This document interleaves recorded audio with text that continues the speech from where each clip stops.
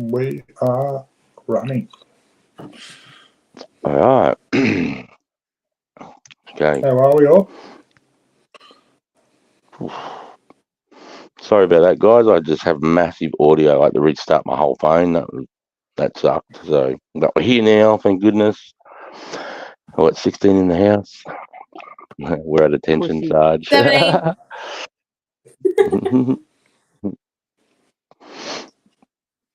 Yeah, awesome, guys. Yeah, there's the link if you want to jump up and have a chat. You know, I just thought we just want to hang out again. A lot of been contacting me whether I was going to do a live tonight, and yeah, bloody hell, let's get amongst it. There's already someone coming up. Who's this? It's going to be Spud, is it? Hook. Hookster. Yeah, sweet. Hookster. Okay, brother. Just a little bit, maybe. Hey, Captain Labs, how you doing? Good to see you. It's been waiting here. Hey, I Chris. saw the live coming up. I thought I'm going to wait for my cones. I just saw Patterson said he's going to do a live in a minute. Is that pre-recorded with him at all? There's something now on his channel. I don't know. It says that you're going to be there. I don't know. Maybe it was an old post I was looking at. No, I spoke to him earlier. And said to him that, you know, because he wanted to go live, and I was like, nah, bro, let's do it Tuesday so you can advertise over the weekend and, you know, and get your shit out. So, and I told him I was going to go live tonight and talk about with us doing it on Tuesday night again. So he knows I was doing that. So I don't know what's going on there. No worries. All good. Sorry, everybody. I was actually ready to go at 7:45. I was ready to go, and then right at 7:45, all my audio fucked out. Yeah, that happens. Do you remember me? That random massive guy? Yeah, I do remember you, bro. We got Bulbar, we got Gem, we got Milkman, your mad cunt, we got Archangel Michael, we got Instant Karma, we got Jim L from Harvey Bay, brother. How you going? We got McCandy, we got Instant Karma. Oh, awesome. Everybody's hanging out. That's awesome. Woodsy, how you going, brother? Hi, it's just a quick night tonight. Got extremely early one tomorrow, volunteering at the car show. Oh, sweet as, mate. That's awesome. Have a mad day tomorrow, mate. Yeah, it's good to... If you've got them there, mate, have one. Oh, you going too? Is that where you're going tomorrow, Jack? Yeah. Well, guys, actually, I redeemed myself today. Hey, Nathan, how you going, mate? Look what I got. I got myself. Oh, yeah, I've been keen to see this. Might be a little bit more proud of. I knew it. I knew it. I knew it. Yeah, it definitely looks better than that other stuff. Can't be denied. Can't be denied. It smells so. Yeah, it's fucking. It tastes so good, and it destroyed me, mate. It was stunk my car out the whole way home. It's just half an ounce. I had it stuffed in my glove box, and the whole car was stinking. But yeah, and it's medical. I think it's 32% or something like that, 33% or something. But yeah, it's all yeah, it's good. Hi, Chris Epp. Hey, Chris Epp, how are you, bro? Oh, else is here? Who else we got? Oh, you've already done it. Fuck, I'm behind the times. Hey, Spud, how you going, brother? Hey, Hooksy, Bud, okay. I was good, mate. I was just over there in your channel, mate, getting ready, listening to you playing fucking well, who was it? Cypress. You're playing Cypress Hill, bro. Yeah. Fuck yeah, it's awesome, mate. I think NWA was playing when I first turned on. Fucking Eazy-E, mate. I reckon he was a better rapper than the rest of them, mate, in NWA, old Eazy-E. What do you reckon? I grew up with NWA. That's my jam, man. Yeah, Same yeah. here. I grew up with Eazy-E. Eazy-E was one of my favorite musicians at one stage, literally. But one of my actual favorite musicians. Loved it. Yeah, man. I think Spud grew up in the same hood as him, didn't he? NWA, but Easy E for sure. Right. Yeah, where they from? Compton, weren't they? Compton or something? LA. Hey, LA. Easy E call any fucker out, no matter who it was, even Dre. Yeah, I agree. Got AIDS.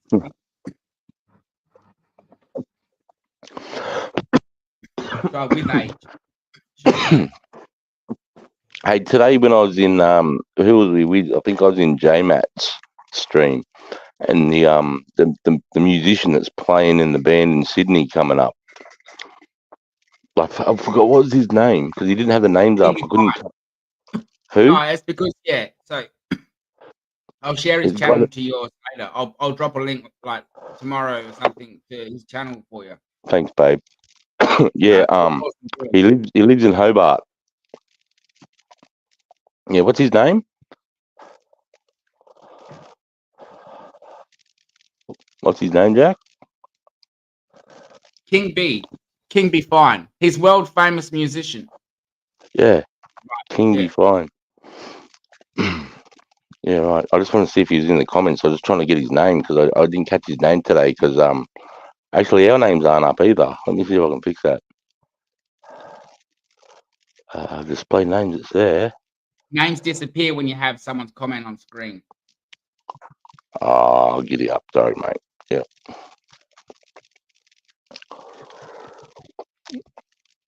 Oh.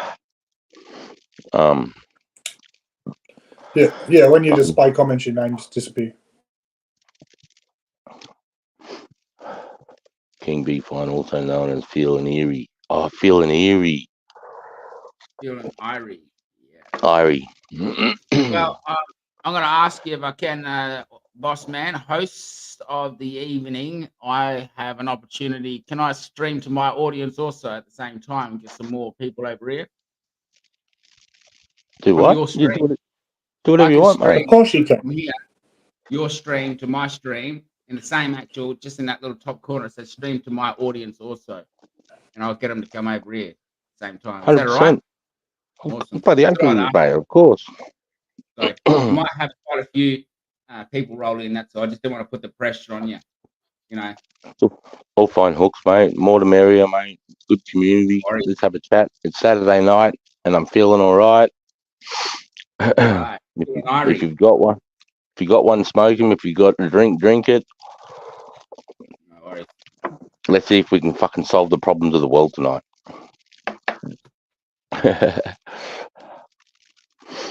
Yeah, Chris Esperan. Yeah, mate. I actually went and saw my daughter, mate, this afternoon, and it's looking really good. Thanks for asking.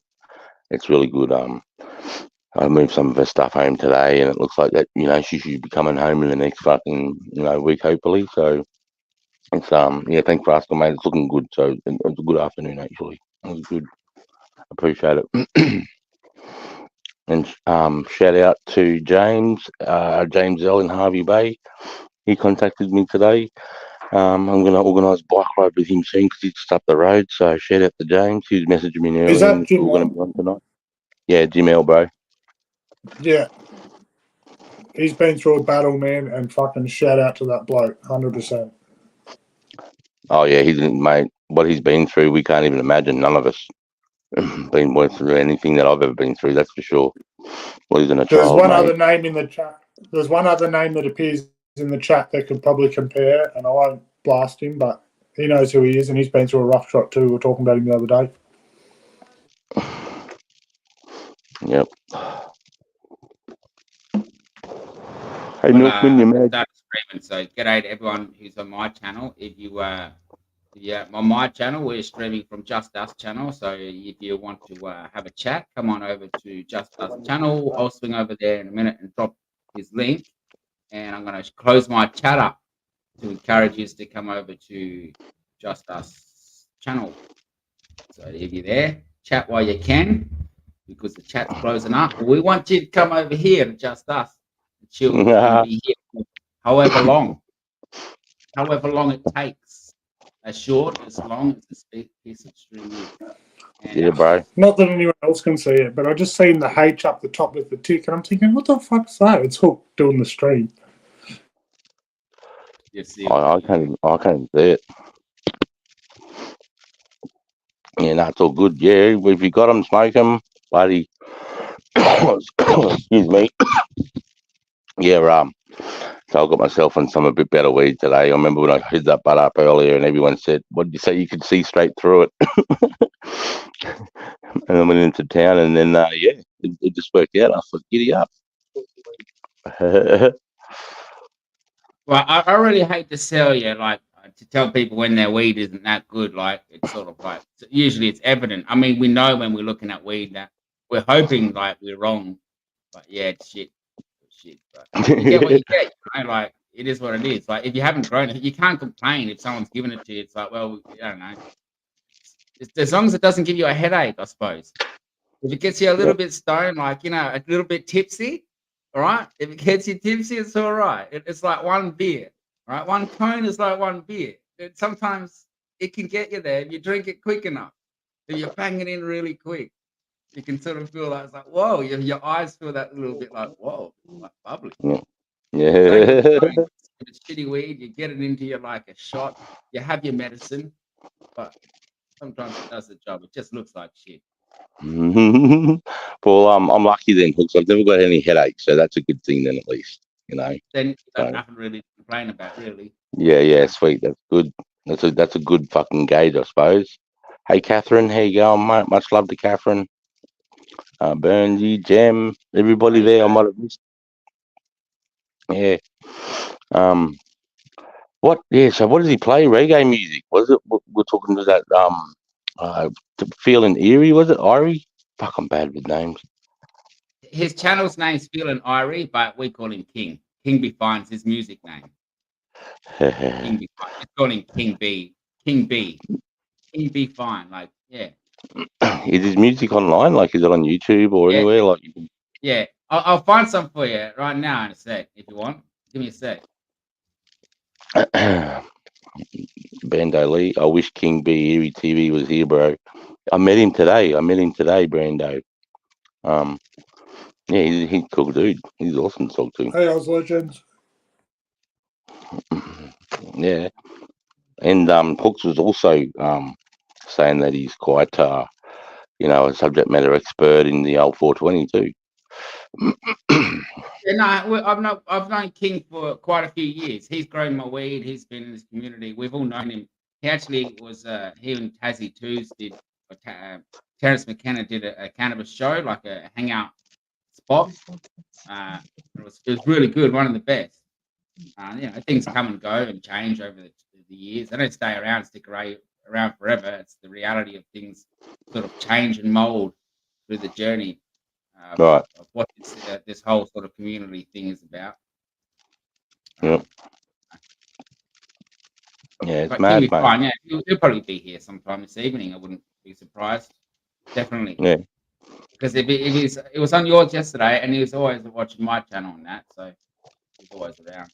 Oh yeah, I'll find some of his music. He's got so much good music. I just don't know which to play. I want to try and find the one that he did for the community.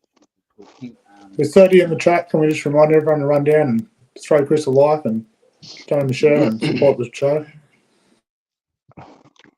Cheers, Jack. Bando Lee says if only the army allowed medical cannabis not on the field, but they have their reasons, it's fair. He made this song for the community. Sorry, didn't mean to cut you off, boss. He made this song. I'm going to share it in the background. This is King Be Fine. He made this for the actual community. This actual community, us. Yeah, give us a listen then. It's in the note there. So whenever the boss, who I see.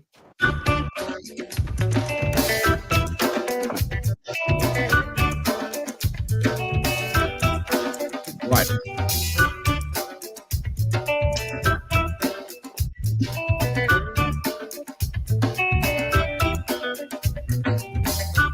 Africa continent, not the place they come from. Africa continent, not the place they come from. No matter where you deal, no matter where you live, Africa people, I say it's time, oh. Time to come together as one, oh. Come on, first, you get money. Come on, first, you not get it. One.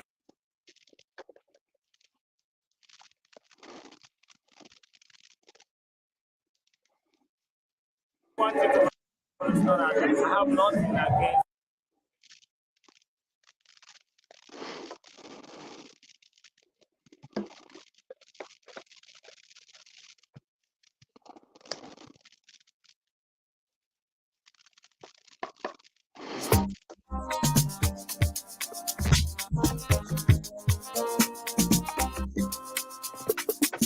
Oh my girl, I like the way, oh. I see you when you walk out for road. Come give me, oh baby, I like the way, oh. I see you when you walk out for road. Everybody they turn around, they want to see you move. I tell them make they leave you alone, oh, baby. I go be your bodyguard. I say I go watch your back. Make sure nothing happen to you, baby. It was a bright sunny day when you walk into my life, and you change my world. You make me the jogodo, the korokoto, jogodo, korokoto, jogodo. I say you they make me the jogodo, the korokoto, jogodo, korokoto, jogodo. So yeah, there's a lot of music there. You'd have to look for yourself. He did lose a lot of the content though because of the channel, and had like 15 years of stuff or whenever from the start of YouTube. He had music from back, and it was some of the music was like, wow, it's really well done. You know, you could tell it was good stuff. Oh, bro, that's fucking. I'm definitely getting into that, man. That's it. That first song you played, mate. That one about the community. Holy fuck, man. That was fire. That was awesome. Definitely be fucking putting that in your old fucking playlist. Yeah, I'm glad we played that. That's fucking awesome. I'm got to meet that guy today, man. What a champion. What a fucking champion. Is that the fellow that was in panel earlier? When we were with J, mate. Yeah. The bloke from Hobart. Yeah. Does his music, mate. It's fucking awesome, bro. When did you go to Sydney? Right, tomorrow. Is it? Oh, is it this weekend? Next week. Oh, fuck it. I thought it was like in a week or two. What's he doing in Sydney? Yeah, he was doing a festival. It was African festival, something like that. It went from like midday till 6 o'clock at night. It's like a half day festival he was going to, and then he was going to go hit the clubs or something. He said afterwards. If I'm not mistaken, I'm right on my hooks. You were there, eh? Yeah. Yeah, I didn't fully hear exactly what was going on, but yeah, he's definitely coming around your way or doing some traveling for music. He was going to do a show at Ninny. Somebody else came as well instead. Hey, Woodsy, mate. Thanks for popping in, mate. Got an early start in the morning with Jack on screen. So have a good day tomorrow at the car show, brother. Awesome. Hey, Spudley. Come on, Woodsy.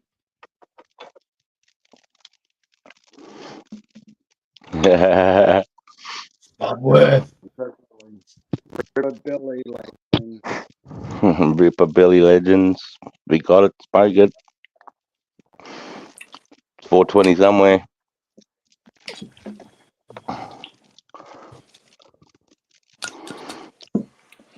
Nah, Spud taught me it's 420 everywhere.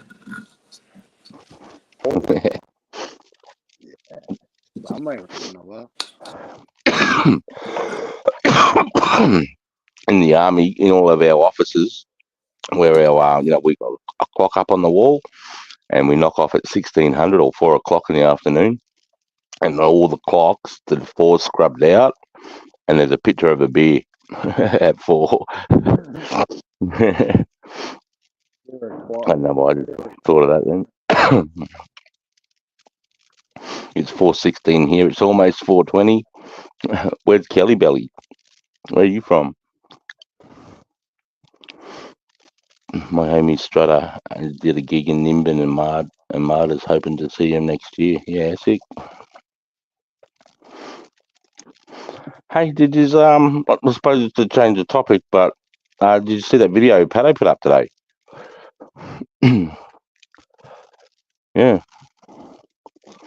That took me by surprise. I know my missus has been talking to people about it, and I heard people calling him out on Chaos Chronicles and that, and he did a video about it. I had no idea what was going on, so I thought So it was a that bit out of left Chaos field. Chronicles, I caught a part of his live there the other day, and he was saying that anything mixed up with his name and Pato was, can you turn that off?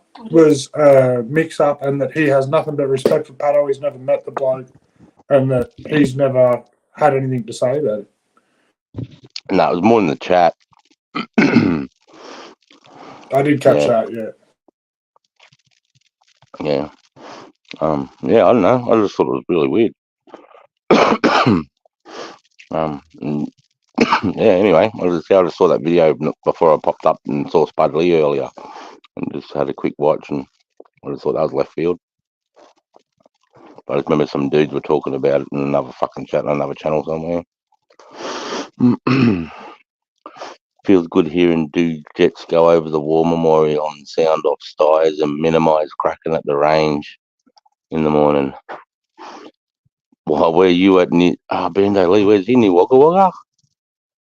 Fuck, I get confused where everybody is sometimes. Is it in our Gaydon I was talking about? It feels good hearing the jets go over the war memorial and sound of styes. I think our mate's in Canberra. Canberra, aren't you? I don't know, but I'll tell you now, I hear them fucking jets every week, and they do my fucking head in. Yeah. They're cool when you first hear them, but you get over it. You know, you should be scared when you start hearing aircraft that you don't usually hear in your area. Like when you hear a Hercules going over and you're like, what the fuck was that? And you feel like there's an earthquake in your house. That's when you're like, what the fuck? You go out there and you're like, is that normal? I mean, it's just a plane, right?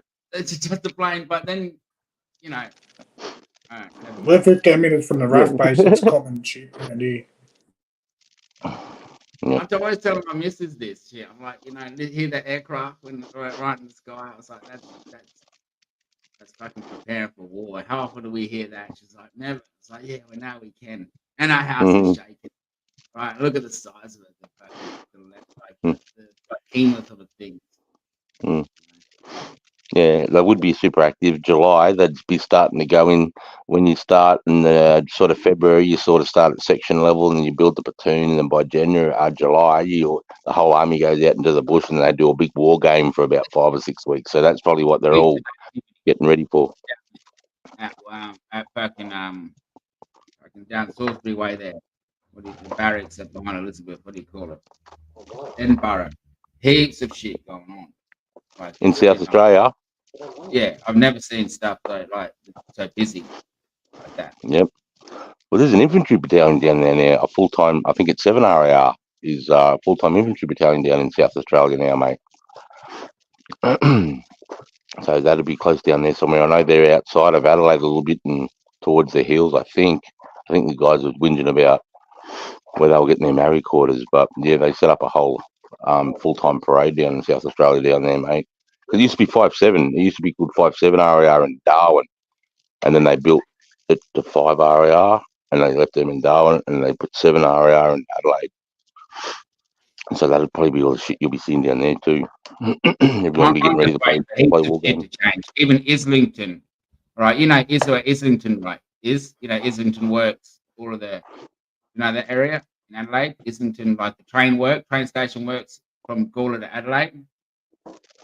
Mate, I can't picture where it is. Anyway, so years ago, like it's all built for fucking like production, man. Just to turn the way you look at it now, it's like everything is really built for just in case war starts, for production. The easiest thing for everything to do is to produce in war. If you look at every country and everything, ultimately it was also set out for production of war. And I find this state particularly is also. It's very easy to, because we just turn shit into war economy. All of our factories, we won't make air conditioners anymore in their factories. We'll turn it into making radiators for tanks. Exactly. That's how it starts. And Yep, it's all that's- perfect to just go straight on the train lines and go straight on out, or in or out, whatever. Because the logistics of moving stuff in this country is far probably easier, but it's difficult to move stuff that far from like south to north, east to. You ever been out at Cooper Pedy? Nah. Yeah, I've never been there. I'm interested looking at those places, how they sort of live in the ground out there, don't they? Like in those bloody opal caves. Wouldn't mind checking that out one day. Looks like pretty hard living, but pretty hard living out there, fucking hot.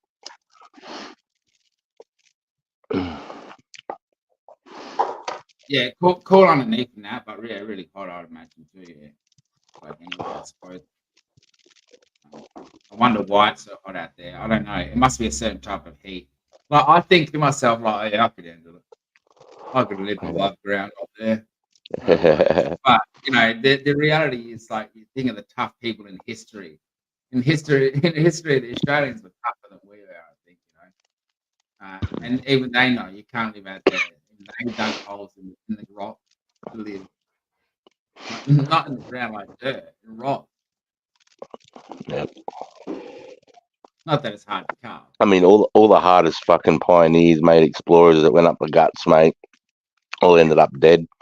I mean, it just shows you how amazing the First Nations people, the Aboriginals, were to be able to navigate the ground out there and move around and find the water holes and that, mate. And you got some of the world's best explorers come across and, no good at it, mate. It's just it just shows you how well they knew, because when I used to listen to these guys, we used to get some tracking skills, and they'd come down and teach us some things of like what foliage looks like, and ants nest, and all this other crazy shit that we're sort of learning to use to be able to track different methods. And man, they're just so in tune with their environment, mate. Like it's just like they go, look at that. It's like somebody just walked in wet cement to them, and I'm like, what the fuck are you talking about? It's amazing. I think that I was just thinking about moving up the guts of Australia, mate. Back in the day, those first pioneers. Fuck, mate, they would have been expecting to see a big inland ocean, there'd be water just around the corner. But yeah, nah. Hey, Joe, mate, how are you, buddy? Anyone who's on my channel, we are over tuning at Just Us at the moment. I just put his link in the channel there. That's his link. I'm actually going to close up my channel now. So if you could grab that link real quick, head on over to Just Us. Don't miss out. We're going to be here for a little bit yet. I'm going to smoke a few. We're going to have a chat. We've got Jack 420 with us. The Wild Bull Bar's closed up early and headed out with us boys. We're going to get him in trouble. No doubt about it. And the host is the host with the Just Us. So head over to us, over to this channel here with Just Us. And I'm going to close up my stream. Stop streaming. Come on. Sweet as, mate. Awesome. Everybody's welcome. Click the link, come up, introduce yourself, say g'day. Sorry, Jack. Should have renamed you tonight to call you Just Smashed. Smoking that 33%. Yeah, bloody straight jackets in the house. The Mungle Stoner. That's a fucking cool name.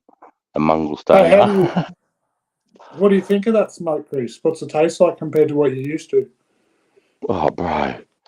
It fucking tastes like good. It tastes like good weed. It just tastes really, really nice. The other stuff is like didn't really have a taste, and I said it smelled like lawn clippings. This fucking thing, mate, stunk my car out. It's just what? Yeah. So no, it's I was worried it was going to be too strong. I smelled it, and just smelling the bag, it made me cough a bit. And I went, oh no, I'm not going to be able to smoke this stuff. It's way too strong. But nah, fuck it. It's smooth as and it tastes super good. And yeah, it's mellowed me down heaps more than the other smoke I've been smoking. And it's pretty much the first really good session I've had with it. So yeah, it's probably Yeah, feels good. this stuff I've got at the moment, it's really gassy. It's fucking, like you were saying the other day, fucking come back and I'm a bit over it now. But this other stuff I've got in the mail, hopefully should be a bit better. Have you tried dabs? Well, lucky Hook's still here. Hook is the man of dabs. That's Jamel. Jamel from Harvey Bay. How you going, bro? Oh yeah, you want to know about dabs? Okay. Well, I'm actually, I'm not, I'm amateur to tell you the truth. Didn't you get I've second done it in quite a bit. Didn't you get Mind second you, in I've done- extracting or something today? yeah, but that's like not really. It's just lucky. I had something That that was wasn't. significantly different in terms of terpene taste and it just enough to get over the line. I got lucky. Yeah, that was just in the test. Like you didn't make that extract, did you, Hook? Yeah, I grew the weed and Yeah. made the weed, and yeah, Yeah, did you the made whole the lot. weed, but you just sent it in and then they do the extract and everything. Okay. No, I extracted. I did it. Yeah. Oh, you did. Everything. Oh, okay. Yeah. All my oil I do myself. Everything. I got oil I can rub on my back, oil I can rub on my ear, everything. On my tongue, I can eat it. I can rub it on my balls. Get a rock hard boner. Like this, just go like this, bring it down, it goes boing. No shit, mate. You can't even get that shit away after you're done it. You're like still there. Look at that. Look at You that. know Hook's been there impressed by it just because of the way he's explaining it. Yeah, no, exactly. Yeah, no, it all depends. I love the oil. So next Standing year there I'm actually afterwards going, now what the fuck do I do with it? As Neville I'm Bartos just would sitting say, here actually trimming these I'm parts. fucking flying, Chop. I'm fucking flying, mate. Nah, look at me. I'm doing real good, mate. Neville, mate, I hear you doing all right. Does he say, I heard you want to give me some money? Yeah, I heard you want to give me some cash. How you holding for cash? Yes. What are you talking about, Chopper? What are you? And then he carries on for a minute, then he goes and sits down in the lounge. I'll give you 20 seconds. Bloody gee, Eric Banner did a good job. Fuck, he did a good job in that movie, I reckon. Keithy done himself a mischief. Hey, I was thinking today, Chopper's dad in that movie, is that in Mr. In Between, Ray Shoemouth? Is that the same dad? Is that Ray Shoesmith's dad and Mr. In Between? Because I was watching a bit of that earlier on, and I thought that's the same cunt that was Chopper's dad. So Mr. In Between is actually fully made up. Yeah. And the bloke that did Mr. In Between did a movie years beforehand in the same kind of style. Fucking awesome watch. What? I mean no, I mean the movie. In the movie Chopper, the guy that played Chopper's dad, I think he's Ray Shoesmith's dad in Mr. In Between. The same actor. Oh, That's what I was talking about. Yeah, I was just thinking. Sorry, too stoned. I took that way too little. That's all good, mate. No, because yeah, Ryan Scott's the guy that wrote that and directed it, I think. Yeah. I remember being in Melbourne and weed like this much weed costing like $20. Well, how much is that? Fucking $20. $20 worth in Melbourne, mate. That's what it was. Last time I was there, mate. Not last time, but What? Right. But what do you mean? Like, what's that? Is that a gram? What is that? like I said, this is what I mean when I said the other day. Like, Hook if doesn't that know. weighed 2 grams, I'd be like, yeah, I'll just wait for the next guy with weed that looks like twice the size. Because it's not normal that weed like that should weigh 2 grams. I don't think that should weigh around about 50 about gram. Oh wait, any guesses on what that will weigh? I'm gonna say 1.7. I'm going to say 0.58 to 0.65. Oh shit! I'm gonna go about 0.75 grams. Fuck on my out. Where's my? Oh, maybe not. I don't know. Yeah, no, I good. actually don't know much about this weed because I haven't really smoked heaps of it, and I haven't. Really It just weighed looks light and fluffy to me, but it could be dense in the center. I've seen it. Oh, Maddie reckons 0.6. I don't know what the bloody scales are. Funny thing is, Mark. What's that? Put that comp. The funny thing is, Mark. We had no reputation in Tassie. Everyone hated him. I can't He was a flog. Let's be honest. Yeah. For assessment. You could never really tell, mate. You know, he was always one of the first guys to say never let the truth get in the way of the story. 0.9 there. 0.9. Well, I can't seem to find my scale.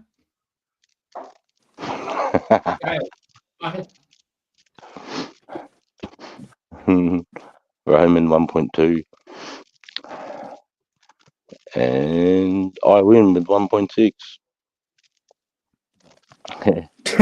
Milkman 69, he reckons. 7.62. Righto, Spud, you've had a couple too many beers, mate. That's a good one. Sorry, I didn't get the memo. 1.03. Oh, shit. 1.03. Fuck, I think it's in between everybody. Nana got it. He got 0.9. Oh, man. Other nug. And the other nug weighed 7.5. This is the other one that I'll hold up with it before. 7.5. So together, 1.81 together. Good, I suppose. Let me weigh 2 grams. This is what you're getting in Adelaide for $25. I'll show you. Just clean some of these buds up. Oh, was Roman the closest? 1, 2, 4. No, I'm no good at maths. Big one.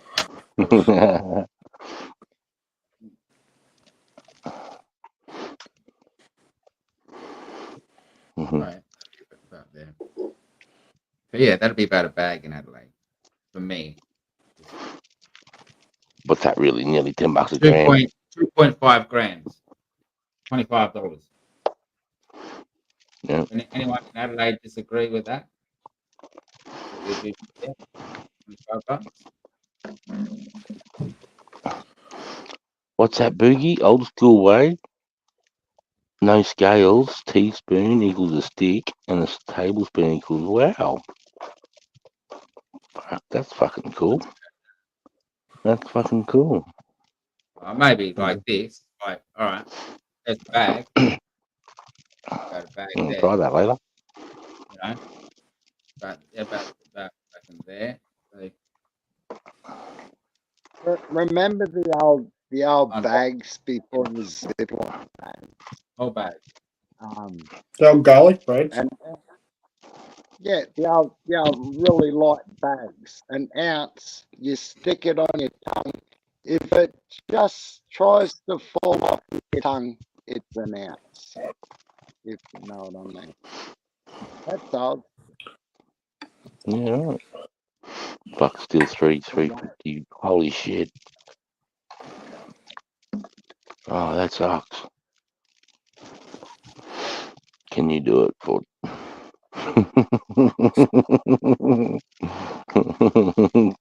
Maddie? I used to go to Renmark or Berry. Yeah, I'm not far from there, say, but yeah, that's right. Yeah, you're not. In Mildura. What's happening, Mark? Mark Who's Sukatard. that through to, if you don't mind me asking? Who's that? G'day, No, Marcus. Jim's comment. Oh, 20, Hey, Marcus. oh, Jim. Wow. Jim's up the Jim's just up the road, mate, in Harvey Bay. He's in my council actually, because I'm the Fraser Coast, and I'm the furthest suburb south of the Fraser Coast Council, and my council headquarters is in Harvey Bay. So we'd be in the same we'd be in the same council actually, Fraser Coast.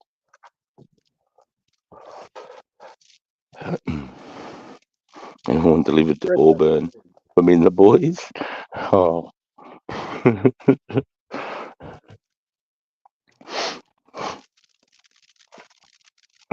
Ripper Billy legends.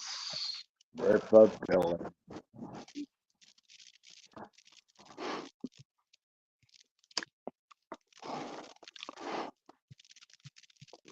I got a new bucket today. I got a new bucket. Went all out. 99 cents.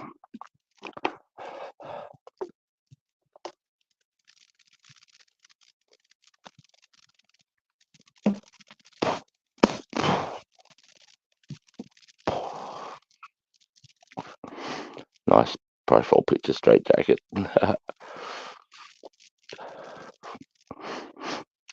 Nitrous Aussie. That's a fucking cool name. But the boo still standing strong, bruh. Is the amia still poorly trimmed and full of stem bud?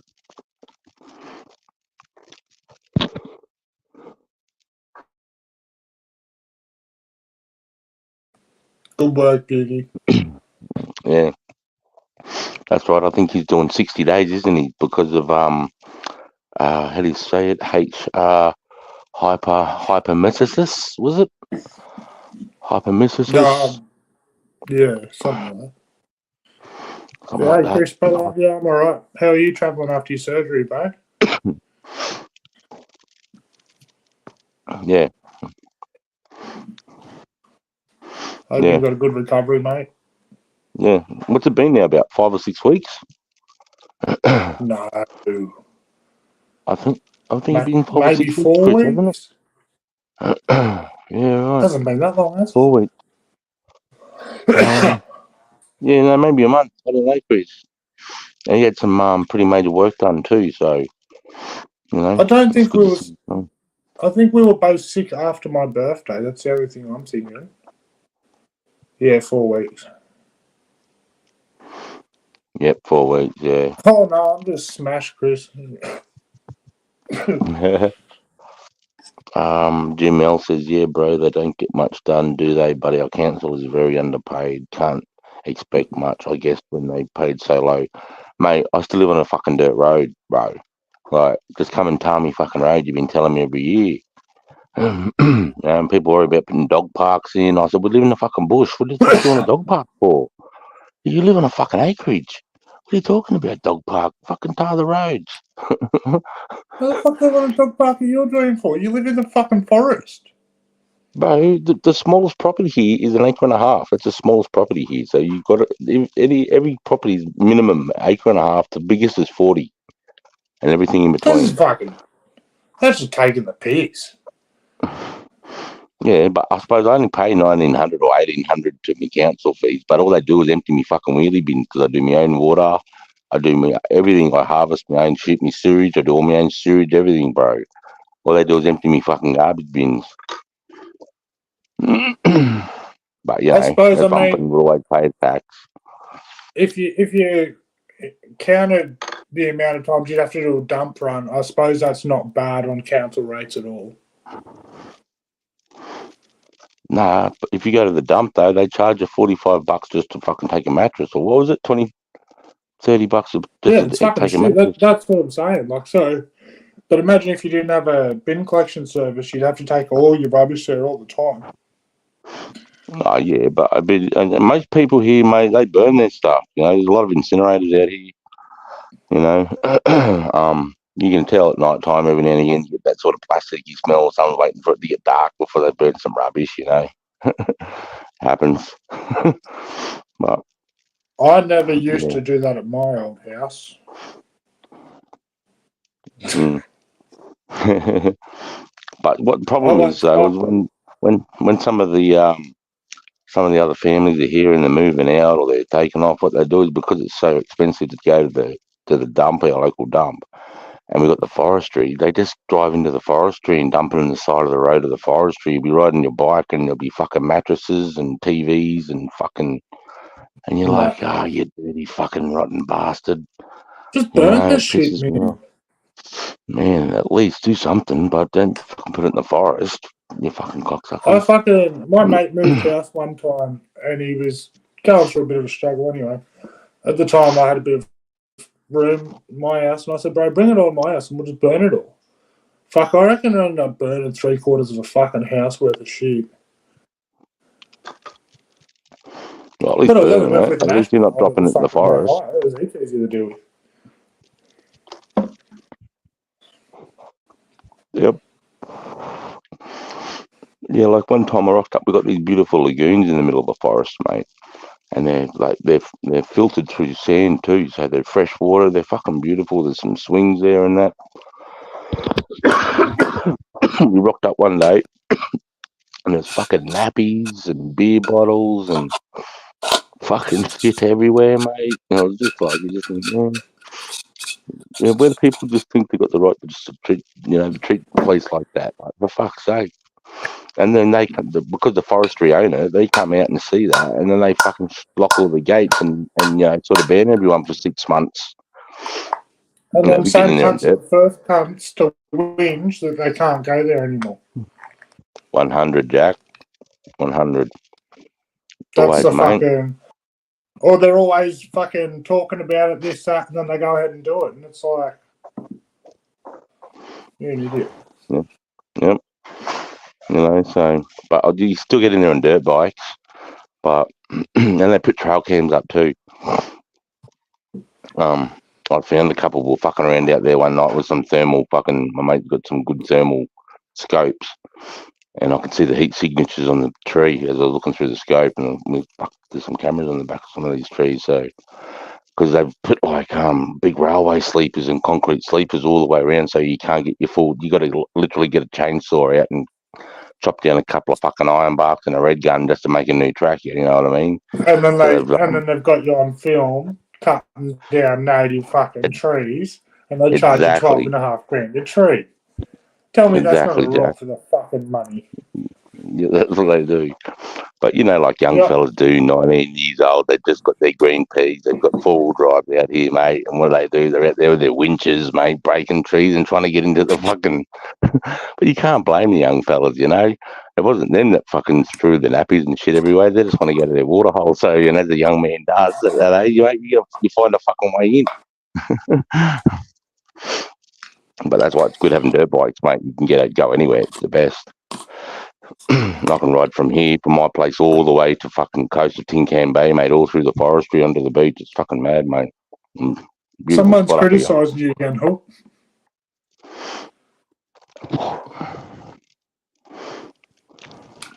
Oh no. Oh no.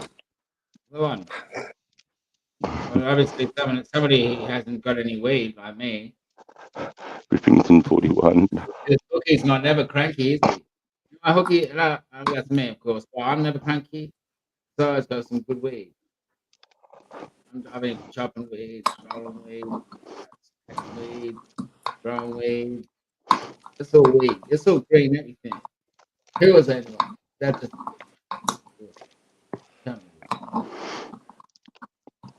Holy shit, I missed a lot of fucking comments here. Hey, drop the mic, hey, buddy. Right, it's been nice. I'm giving it a good. You see, this spot's actually been just sitting in the bag. Just sitting there the whole time, really. I didn't trim it at all. I didn't trim. I agree with Chainmate on this one.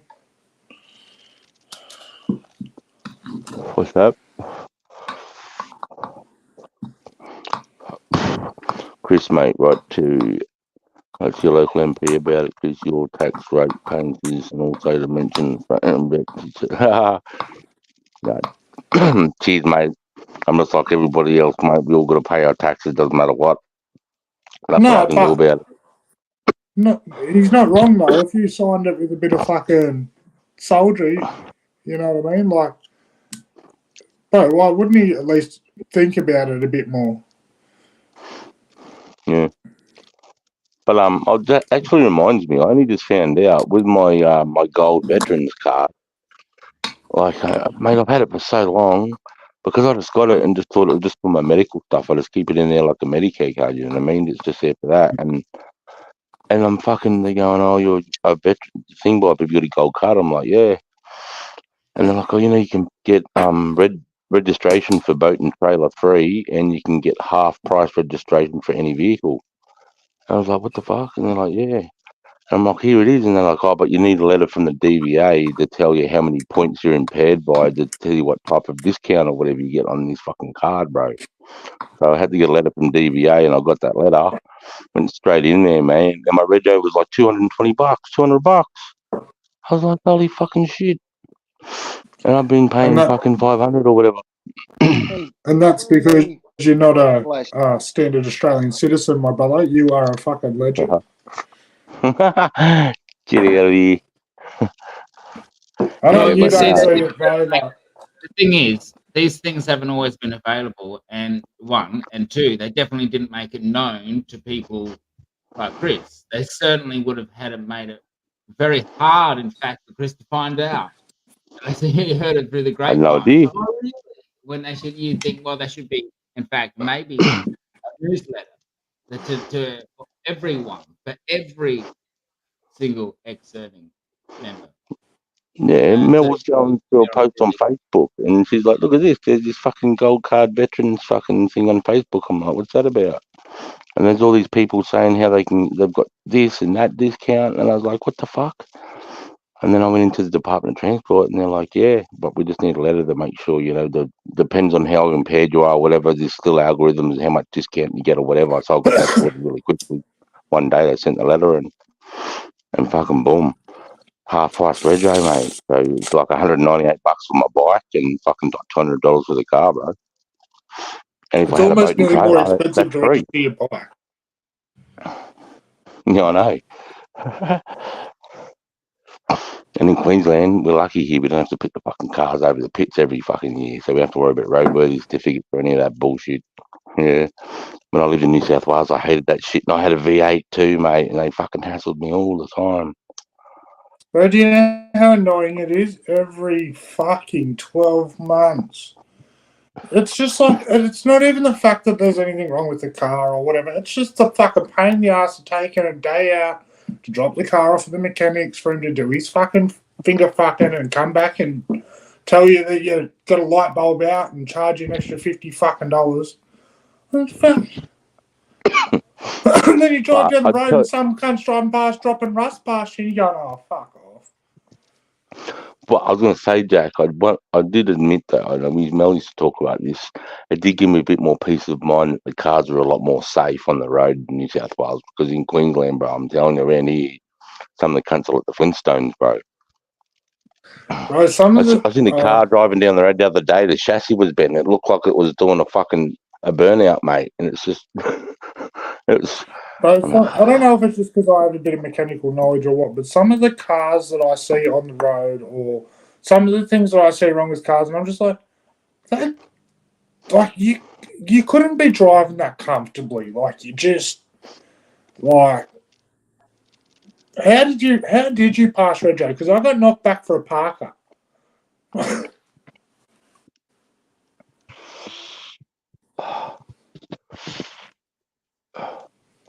But the drivers are in Queensland. Just a big But the drivers in Queensland, bro, fuck. What do you mean, fuck? Come on, what are you going to say about it? Come on. Right, different. What, driving Miss Daisy? Or rude or what? I had the few hours I spent in Queensland driving, I had a fair few different experiences. Besides them stupid fucking speed cameras that are everywhere and all through the fucking roadworks and shit, that was fucked. But then there was, I had, like, one crackhead that come and tried to like rear end me going down the highway doing 110, and then like just tried to sideswipe me and then did the same thing to the next car 100 meters up. That I was like, oh, okay. I seen one bloke do like 140 past me to get into a single lane and then do 70 k's in a 90 zone.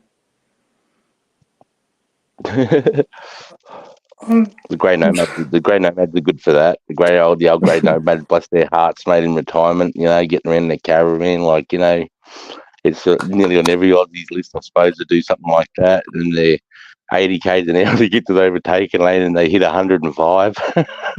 Bless their hearts, and they slow back down to 80 k's again. Because I live right on the highway here, bro. I'm dealing with the grey nomads because where we live in the Fraser Coast, it's what do they call it? Caravan friendly, so you can pull over in places and like park for a few days for free, and it's got amenities and all the places around Gympie and on the highway where you can pull up with your caravan and just chill there for free, and it's got toilets and shit like that. What do they call it? Caravan friendly or something like that. And it's all through the Fraser Coast here, so yeah, there's grey nomads here everywhere all the time. A lot of no, you're bad right, Chris, accidents. mate. You should have just gave me a wave. What happened, Jack?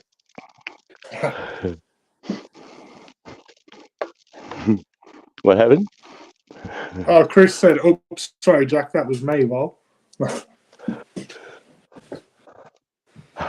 About the driving? Yeah. Oh, all right. Sorry, mate. Yeah. That's got me smashed too. I don't pay. Can't fuck 'em. I know it's hard. It's like Oh, sorry, Toby, I the... dropped the link, brother. Fuck, my bad. Oh, it's Terpy. I didn't see Terpy here. Yeah, he will be in a second. Terpy. I just dropped the link. Oh, Terpy, come on up. Shane, Chris didn't want to race. If that was Chris, Chris was winning. Yeah. Yeah. When I took the missus and kids to Perisher, we tried to go to Perisher for 3 or 4 days. And mate, you got to pay $80 just to drive into the national park up there. Did not even get out and touch the snow just to drive up into it. Couldn't believe it. You know, and then you know, lift tickets are, oh mate, it was so fucking expensive, bro. See why people fly to New Zealand and do it. Hey, Terpy. Hey, brother, what up to? Just chilling on a Saturday night, mate. Just having a few fucking, yeah. What you been up to, bro? Awesome. I'm restreaming you, but restreaming you a different way. I'm restreaming it straight to my panel. Should I say? Okay, mate. I appreciate it. That's cool. So, more people to marry up. Because I was live and I thought, I thought, I wonder who's live, and I checked out and I seen you live, and I went, oh fuck, go jump on there. Dude, Terpy, I literally, when I was doing it, I was thinking of you and thinking, should I fucking message Terpy just in case he does it? Because it happened the other night. And I thought, nah. And then it happened. So, fuck, I should have sent the message. You're right, Bubba. Hey, Terpy, where you restreaming to, brother? My channel. So I'm already live on my channel. I'm not restreaming. I'm already streaming. What I'm doing, I'm just sharing this screen. If you know what I mean. He's doing it real ass about face, but he's getting it done. That's what he's You know trying what I to mean by that? Yeah, I'm still on me P plates, mate. What I'm basically doing is instead of restreaming it from your channel, I'm already live, so I just go like, and I've jumped on your panel. I fucking I'm Puts on his my screen panel up fucking on his twice. Oh, that's fucking cool. That's awesome. Yeah, awesome, bro. Now I'm not. I just took one down. So yeah, if you go have a look at my channel, you'll see like we're all. It looks like I'm restreaming yours, but you won't see me restreaming yours. Like you know how you can see people restreaming it. Yeah, Alright. yeah, yeah. I Yeah, know. mate. So yeah, you can't see me. Pretty well, restreaming you're it. I'm you're just- streaming your screen, because not I've this got screen. Yes. I'm sharing the screen, not restreaming it. Yeah, I get you, bro. No, that's fucking How's cool. your day, been anyway, Turk? No, good, brother. Good. That's the way, bro. Yeah, How's I've yours got some. Yeah, good mate. I got a bit better bloody weed today, so yeah, it's heaps better, man. Had some. I was telling the boys earlier, and it wasn't too impressive, and I managed to score something, mate. Oh, mate, I'm feeling great tonight. Nice and relaxed. Well, I'm jumped down. I gotta go to bed, but I'll talk to all yous tomorrow. I will assume. Thanks, Jack, mate. I appreciate you, buddy. You've Awesome. been helping You got to me work out too tomorrow, with Jeff? the screen. Yeah, bro. Yeah, no, anytime, Chris. You know that, bro. Thanks, mate. Much love to everyone. Talk to you all later. Cheers, All Jack. Catch you, Jack. Good night. Bye. Right, Jack. Yep. See you, buddy. Yes. See you, Thanks. mate. Hang on. There's Jack. Sorry, I was cleaning my cone. Evening, fellas. Bookstar, Turpy, how are you, brother? Uncle How you Spud, doing, brother? Chris. Good, mate. Good to see your face. I got to check more of your content out. You got some cool videos. I've checked out your channel, but yeah, I got to check out more of your live content. You mad? Yeah, No, thank you. brother. No. It's virtually just like this. We go in there, we get drunk, make a fool of ourselves. Fucking yeah, it's fun times. What's your spin, Turpy? Did you see the video Pato put out today? No, what was it? Just talking about domestic violence charge or something like that. You know, he didn't sound too serious. He was just saying, you know, the media's talking shit, and I didn't even know about it. I just watched a video, 4-minute video or something he dropped, saying that, you know, he's got some dramas. I will talk on this. I don't know if I don't know if I should say anything on this. You don't I didn't have know to say about it. anything, mate. He did tell me about it. Yeah, But it's no, I just nothing. thought in Trust general me, knowledge. it's nothing. He did nothing. He did nothing. He did nothing. All he done was like put his arm out to stop, you know, from being attacked, and that's like, oh, you push me, yeah, and yeah, he did nothing, man. He has done nothing. I would have knew about it, but I knew it was nothing, so there's no need to even talk about it. Really, that's why I didn't say nothing. You know, and he's a good man. Yeah. Like it's up to him if he wants to tell it. You know what I mean? But Yeah, I didn't think. what he told me, he did nothing. He wasn't trying to hide it. It's just not anything that anyone needs to know because there was nothing. Yeah. Yeah, that's fair. Yeah, I didn't think anything of it. It I was just just thought what the general opinion was. Yeah, no. My opinion, I don't like domestic violence, but no, he didn't do any domestic violence or anything like that. No. Yeah, no. That's why women. No, I spoke to him. My opinion is women need to fucking be careful how they go about that because they can get people tarnished the wrong way. Because once you're in that, it's like you're tarnished. Then, look at women; they get away with so much. This is why me and Pato were talking about it because I was talking about my brother-in-law, how his missus threw petrol on him, burned him alive.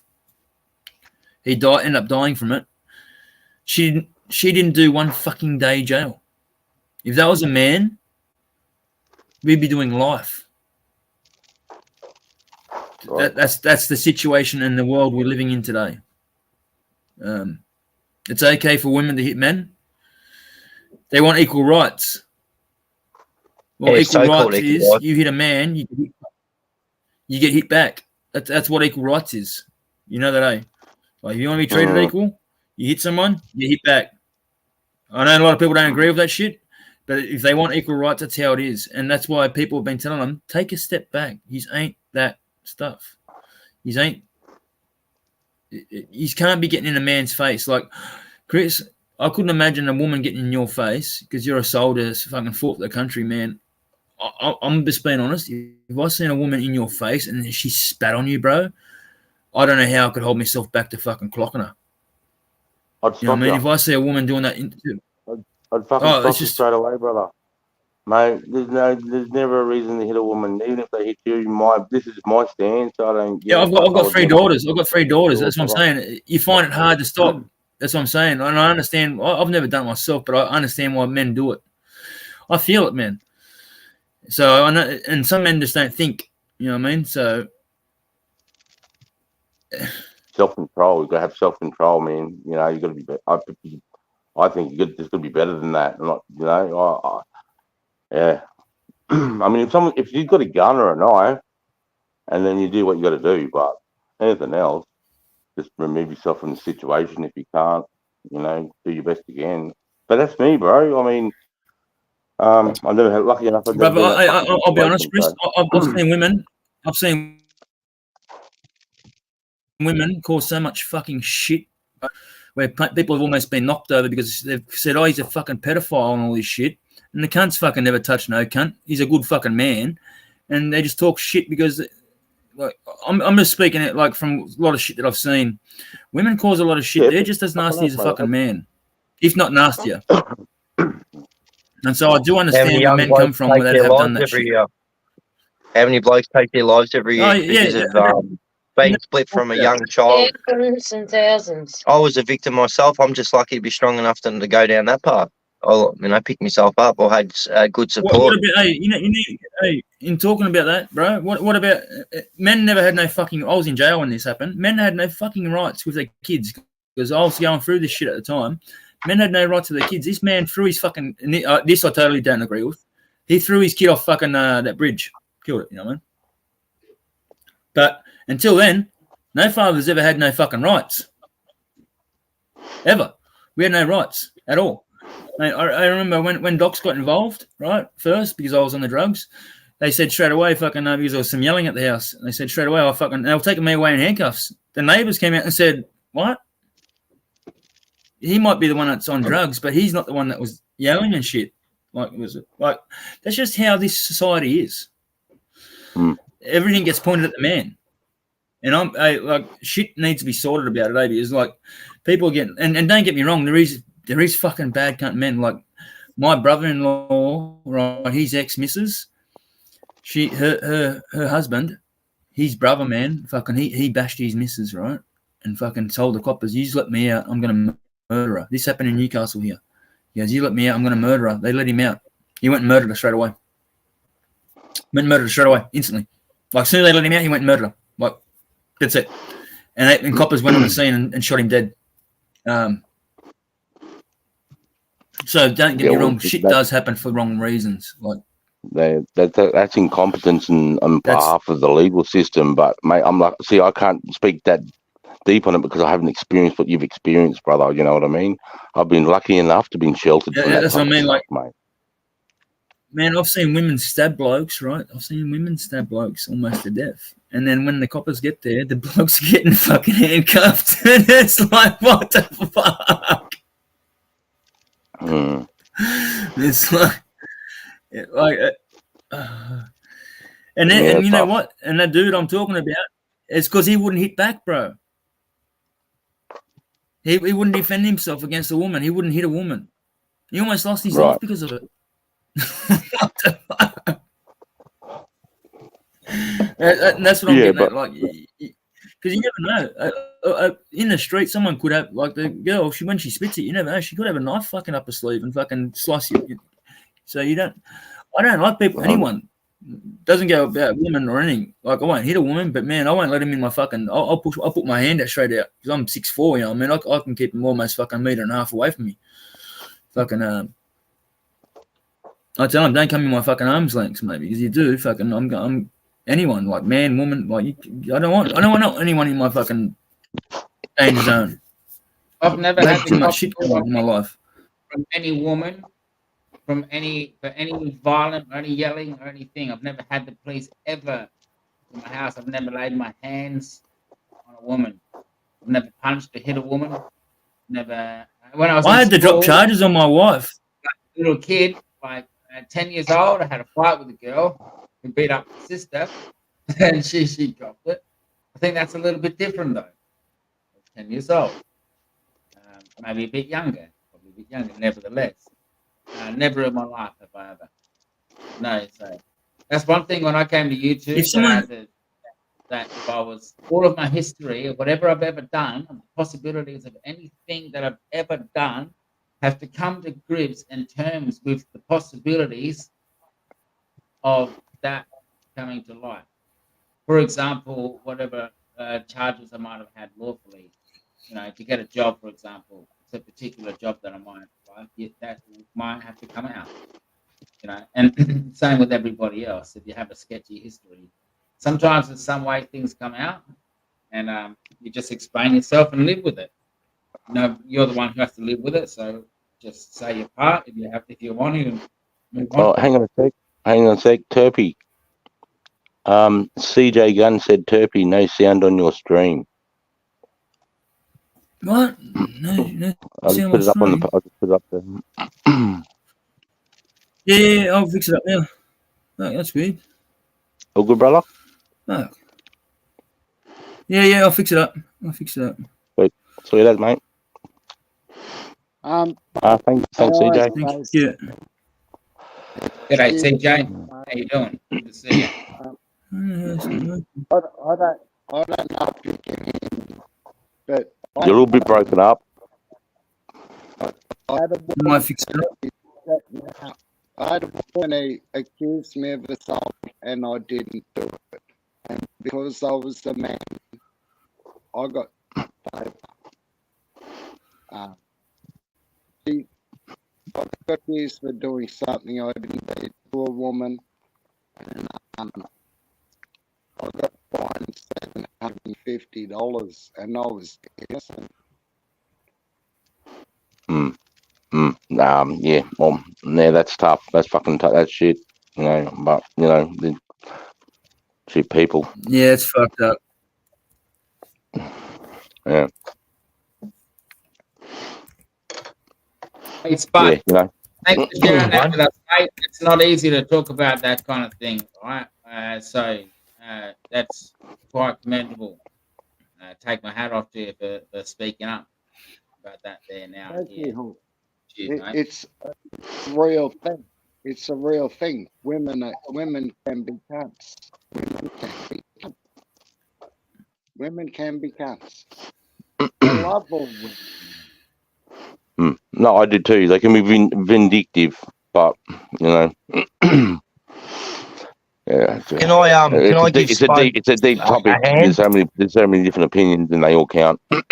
His audio sounds a bit peppery at times. Do you have a phone cover on there, Uncle Spud? Sometimes that might flap up against your speaker and do that, man, because you're clear, crystal clear, and then you're peppery. Yeah. I'll try. And well said too, Hawks, mate. What you said before about Spud, I totally agree, mate. Yeah, for sure. I only give you due respect to hear everything you're saying, my friend. How's your evening going, Hooks? Mate, I'm having an absolutely splendid evening with these fellas. Listening, chatting. Sometimes, it's good to sit here and chill out and have a listen. Yeah. In good company. Good love, chat. guys. Oh, yeah, I finished work, bumped in on Spud. I was actually listening to him the whole time. I've seen most of your, I've seen Turpy yesterday, I think, you, Hooks, several streams. And then Jack said Just Us is going to stream. I'm like, perfect. So I throw a post up for him, and then I bumped myself out by mistake and messaged Spud and said, I'll see you there. So, look where I am now. I'm with Sir Hookster, Sir Just Us, and Sir Wild Bull Bar.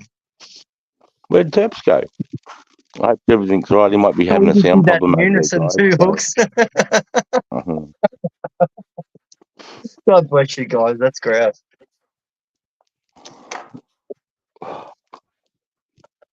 Where's Uncle Spuddy? Oh, he's got to fix his audio on. Good old Spudware. He's quite a I was guy. educating Mum before. Sorry, you go, Hook. That's all right, mate. Just talking, man. Just talking. Ooh, good. I love that cone piece. That's a custom made one you're talking about. Good couple of days you had here on the tube, mate. Yeah, been great. Been awesome. We Love needed every minute of it. I hate, I didn't. I mean, I did mean for actually 420 community to rage you, but we did need some fresh blood, some fresh leaders in the community to come in and teach us some more things about life. You know, all of those types of things. There's only so much that a couple of us can talk about, particularly me and a couple of the lads. And there's some come have gone. You know, maybe I'll go. Some will come more. Some will go. Some will stay. But every individual, particularly like you, and even as J-Mate previously, and a couple of others and, before, you're like the new blood leaders, or, custodians of what we've all created here, and to grow bigger. Thank you for letting us be a part of that, Hookster. Yeah, Hey, I've been on the chat for the whole time, by the way. I mean, even there, that's more legacy now. We're talking about when it comes to that chain. Around here, I'm just a normal guy, and I think these days that's generations ago. I think now we're talking like we're multi-generational into this long sort of journey. And now hang on a sec, Hooks. Hang on a sec, Hooks. I just want to welcome Gunja King 420, brother. I don't think you've been up on the panel with me before. I'm not too sure. I haven't yet, brother. Nah. Yeah, well, fucking welcome, mate. Sorry to cut you off there, Hooker, but I just wanted to welcome Gunja for coming up. Yeah. Yeah, but you know what you're saying, Hooks. Fucking oath, bro. It's good. It's awesome. I'm loving every minute. Good people everywhere. We have a lot in common, you know. Everyone has way more in common than they don't. When I started this, when there was nobody, there was actually nobody, right? But then I started with like 300 Americans and Canadians and other people. It was so hard to find an Australian, and it took one at a time. And I remember the first few Australians I saw here, and even like when I was doing the Aussie Grow Show, most of the audience at that stage were coming in from the US. The US audience is pretty big. That's because I hadn't run across anybody, you know, who was Australian here, which is really what I was searching for. But to find them, I had to literally go to people's channels and hunt them out and stalk them. Stalk them. Say, g'day, mate, and wait till I see him. I see some stoner shit. I'm like, how you going? We got this thing going on, eh? It's the Aussie way to make friends, mate. It's apparently the way online too on YouTube, and that's the worldwide consensus. I mean, I reckon in the month that I met you guys, I've got 2 Aussie American people from the south of America. Before I met Saucy, Arkansas, God bless her. That I follow now. One does engine building and one does something else. You know what I mean? You got to say hello. You got to be present. You got to do what we're doing. You know, don't be too proud or shy to jump up and say g'day. You don't even have to show your face. You can block your image. And that's all because of what Hooksters enabled us to do as a community together, let alone our own channels. So big shout out to you, mate. Big shout out. I was able to get it. Now these guys, now I can sit back and relax. That was a long time ago. Now I can relax, not doing much, just worry about my own thing. And hopefully that's like, I want to help you guys now, all of the community, you know, I want everybody to know about what he's doing. You know, the whole community, active community to subscribe to this. And I'll use every method that I can that I know to get everyone that I know who might subscribe to me to subscribe to all of you guys. I use every single method that I know to do it. Every little kit, yeah. But then it's up to you guys. You know? I've had people come here like this, and then the next day saying the worst things that you can imagine about me. Like we could be having this session right here like this, right? And then the next day, it could be someone that I've helped and they're just like spoken the worst trash about me you could ever imagine. I'm like, what the? You know, and things come and go, and I'm not surprised by anything anymore that happens online. The savageness of which, you know, forget about what women scorn is, right? And what men can do to women. You know what people can do to you online? Do what I'm trying to do, what Just Us is doing, a couple of these other lads, ladies and gentlemen. I can be nasty, you know, nasty.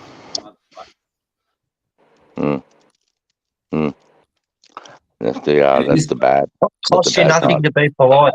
Costs you nothing. Doesn't cost One a more thing. thing. All right, one more thing.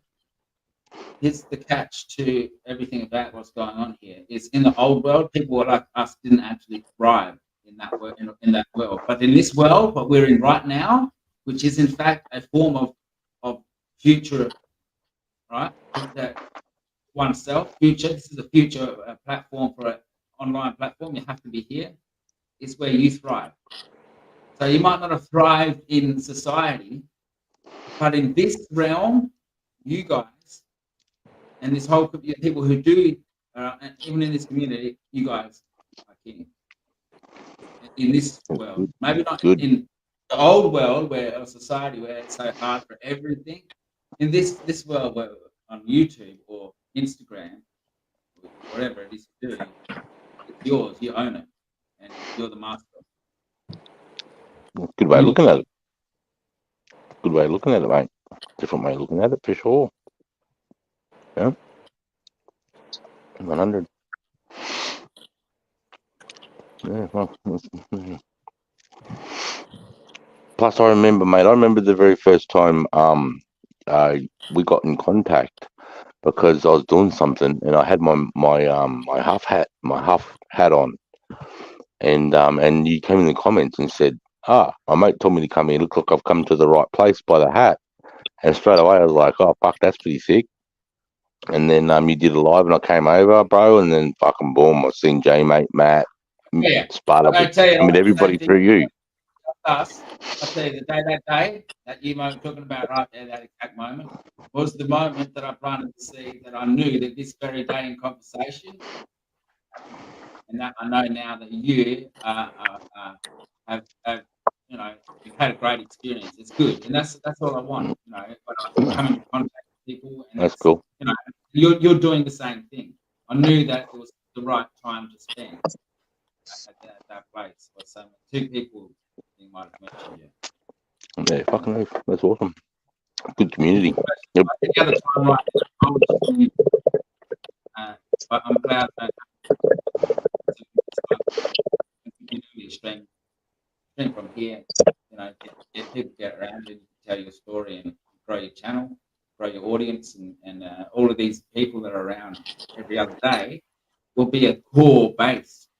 Do you know what I mean? You know how hard it is sometimes to get 1 or 2 likes for anyone, for any video, for some people, and then and it sort of makes it, you know, makes you feel maybe a little bit sad for others. But YouTube's not that easy. It's not for everyone. But around here we do what we can to help everyone, give everyone a fair go. Everyone. Too right. Too right. Yeah, it felt like to me personally, like my mate Van Escobar pushed me off a ledge into water. Like, go, see you later. Straight in the deep end. And it was probably the best thing he could have done because I met Hookster. We spoke together with Van, and I met all you guys, like Chris said. And it's just gone on from there. So thank you very much. I mean, congratulations, Chris. Last night, I think your video last night, if not the one before, got 50 likes, brother. Oh, true. So any of the moderators that are in Chris's channel, Spud's channel, Bookster's, mine, all the boys, make sure you throw that comment up. Get the likes going. We need our community to grow. We need to be the #1 community on YouTube. Yep. Because of this man. That is so the ability of that, the potential of just coordinating and fucking really fuck the news. We got real life shit going on, right? We got real life fucking toning away here, mate. We call it toning. You know. Yep. People don't watch TV no more, and the future is online.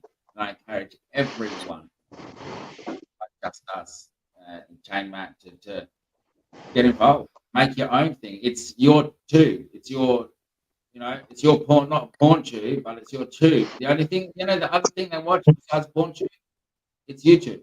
YouTube's the other tube that everyone, and you can actually be a part of that. You don't actually, you know, take your dick out or anything, do anything. I mean, you can but I'm just saying, the point is, it's a place where you have to be in the future. You have something to offer.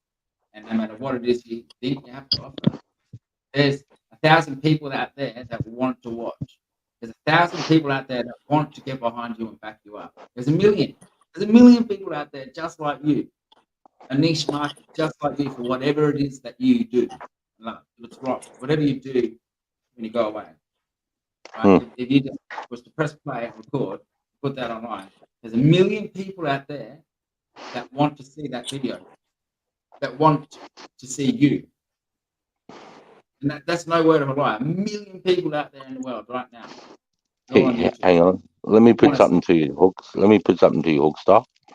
Okay, so I've sort of seen, looking out there and what I've noticed in the last 5 years, and my opinion is a lot of young men and women this day and age in the West seem to want to pursue their so-called likable idols on TikTok or whatever their favorite platform being, and then thinking they want to do some sort of journo course and then have a career as a TikToker, and if that fails, young ladies tend to turn to maybe OnlyFans. Not all, I'm just saying this is a path that seems to happen. And then young guys, they can't make it, so they start ending doing stupid fucking pranks in public. They get a bit too crazy sometimes, and people don't want to go to carpentry school or to fucking drive trucks, all the stuff that makes the world go round. What do you reckon is going to happen with all that, Hookster? Because, like what you're saying is happening. It's going to be huge. And, how do we cover all mediums? What do you reckon? Well, it's a good question. I don't think a lot of those things will change. The fundamentals to those will change. Like a lot of things in the future will be done by a machine, and I think in our more immediate future, it's already evident. I don't know. They might start fucking getting on the roids because they're such pansies. They can't grow muscles like a woman. They don't need to get on the roids. They just need to eat fucking egg whites and oats and just lift heavy fucking weights. The kids these days, not the kids, like the 20-plus-year-olds. Steak, big ass steak, mate. Big ass steak with like 16 eggs, mate. You're done. You left 150 protein, 150 grams of protein right there. Yeah, that's it. Ganja King, mate. Fucking oath, bro.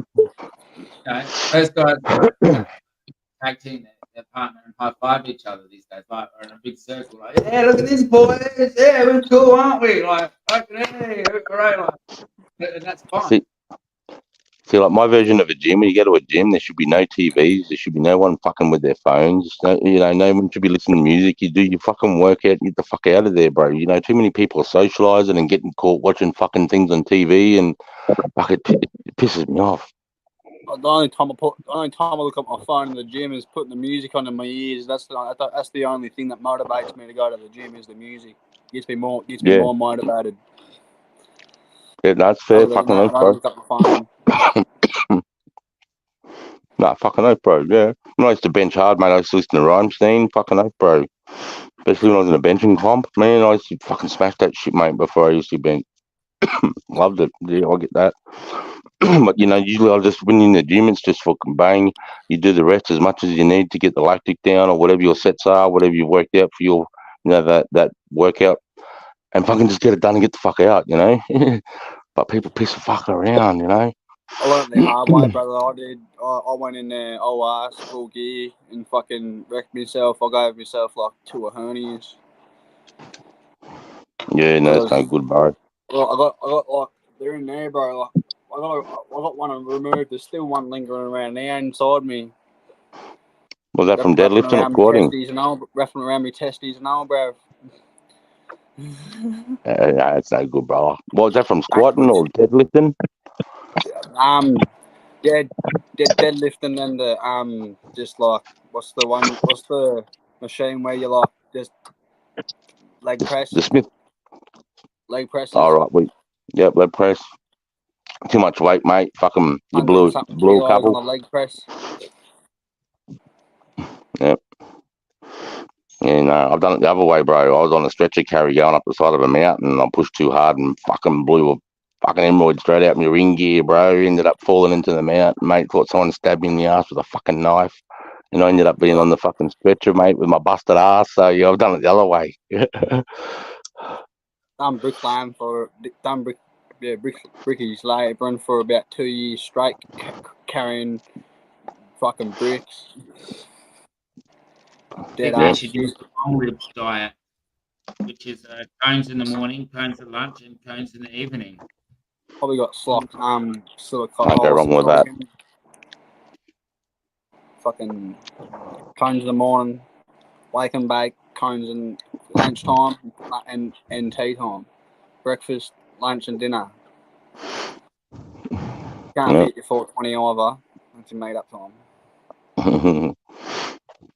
I reckon fucking they should have an Olympics where everyone gets to take whatever fucking performance enhancing drug they can get their fucking hands on, so they can become the best, and then let's see what humans are really fucking capable of. I Some reckon top of that'd be superhero type of shit. yeah. Get on the fucking the human You seen growth people on meth, hormone. man? Like, you seen the cunts on meth down here? Oh man. Yeah, bro, they're cooked. I reckon they can lift up buses and all. Oh well, a meth head, they're usually skinny, mate. They might be good at high jump. I like the idea. I like it.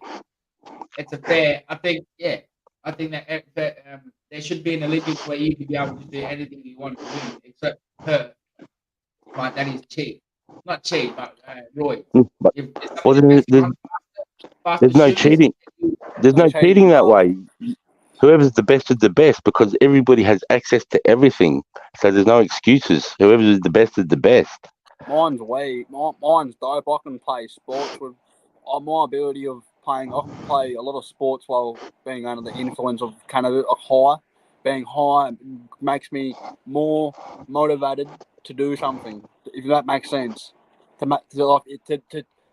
go further in of my capability. In all fairness, young brother, I've thought about that. I used to play squash, and I gave up squash for the simple reason is I don't believe anyone on drugs should be doing sport. But I changed my beliefs when I've seen Michael Phelps in an interview. It's not an enhancing drug. It relaxes you. If you were to take speed, meth, like Andre Agassi did, or anything like steroids, that's an enhancing drug. So it does improve you. On a normal level playing field, it's highly illegal. But there should be, like they want to, if they want to do that, let them fucking do it. I don't see any problem. Coke and that too, brother. Or is ketamine flowing through that and stuff like that? Like, I'm not through saying this, street drugs, cocaine. but at least they want to do a body enhancing drugs, or whether it be D-bol or Yeah, strictly performance enhancing. So human growth hormone, D-bol test, and it's done healthy too. So they're not being abused. Nobody's getting sick, and because you can do this stuff really healthily and slowly come back off it and do cycles. You can do it cycles. A lot of the There already is Aussie rules players would be on it, wouldn't they? Yeah, there already is this for weightlifting, I believe, and bodybuilding. There already is a legal steroid or enhanced. Yeah. There is in the bench comp. In the bench comp, there is. I know an IBM female champion. Shout out Van Dan Escobar. His sister. We've spoken about this, I think, in another stream. His sister's is a bodybuilder. She's now a fitness trainer. And she's told me about all the stuff. And you need a doctor. You get your bloods done, and basically you can transform your body to look like Chris from someone like me. I might be just on 6 foot, but I'm pretty skinny and lean. It's just once that transformation takes place, you got to maintain it, or you'll get sick, or you'll look saggy. But the other thing you got to consider is it does ruin your insides. It does fuck your kidneys and your liver. And if you choose that life, it's a lifestyle. It's like anything. It's like Chris in the army. It's like Hooks with what he does, what you do, what I do. You pick a lifestyle and you stick through to it. But with these drugs, with the right dietitian and the right doctor, and you do cycles, so you come on it properly, you peak, and then you come down, and it can be beneficial if you do it like that, as long as it's not abused and it's done professionally, and obviously not for the length of your life, but it can be enhancing. Yeah. Sorry, I was just saying from the bad end scale, but yeah, realistically, you're right. If you eat a healthy diet, and I've seen how she eats, it's incredible. And doctors, bloods, all that stuff, right? Exercise. I mean, she's got a fantastic physique. And I'm not big. I don't think women that are bodybuilders are. I don't find it attractive. Doesn't mean I don't find them attractive, but You know, look what the male body can accomplish. The Adonis body, pure, you know, without Oh, any of that testosterone. shit You know, naturally. strong women like that on roids and that, they tend to look like men from behind anyway. They're Yeah, like broad yeah, shoulders. yeah. It changes them to like a manly. Lean, Well, like lucky broad, for her, broad and she's lean. maintained her features, yeah. So, yeah. Not that I like to speak about it's my mate's sister. It's awkward, yeah. I don't, you know, even when she's done comp and she said, "Maddie, how do I look?" You know, you look gorgeous, but you know, fuck. Like, how do I say that to my mate's sister at the same time? Like you're sitting there, like I Yeah. actually could understand that. I could feel that. You got to be a mature adult. Like I watched Yeah. probably 250, 300 people get up on stage, male and female, in their underpants and bikini tops, completely bronzed out, muscled. Some of them were just doing what you call, I call physique. They're not big; they're just sculpted. So it's women that look like women. They just got really nice bodies. But yeah, you have to appreciate it. You do. You have to see it to appreciate it. But realistically, if someone was to say, would you date a female bodybuilder? I'd say no, I wouldn't.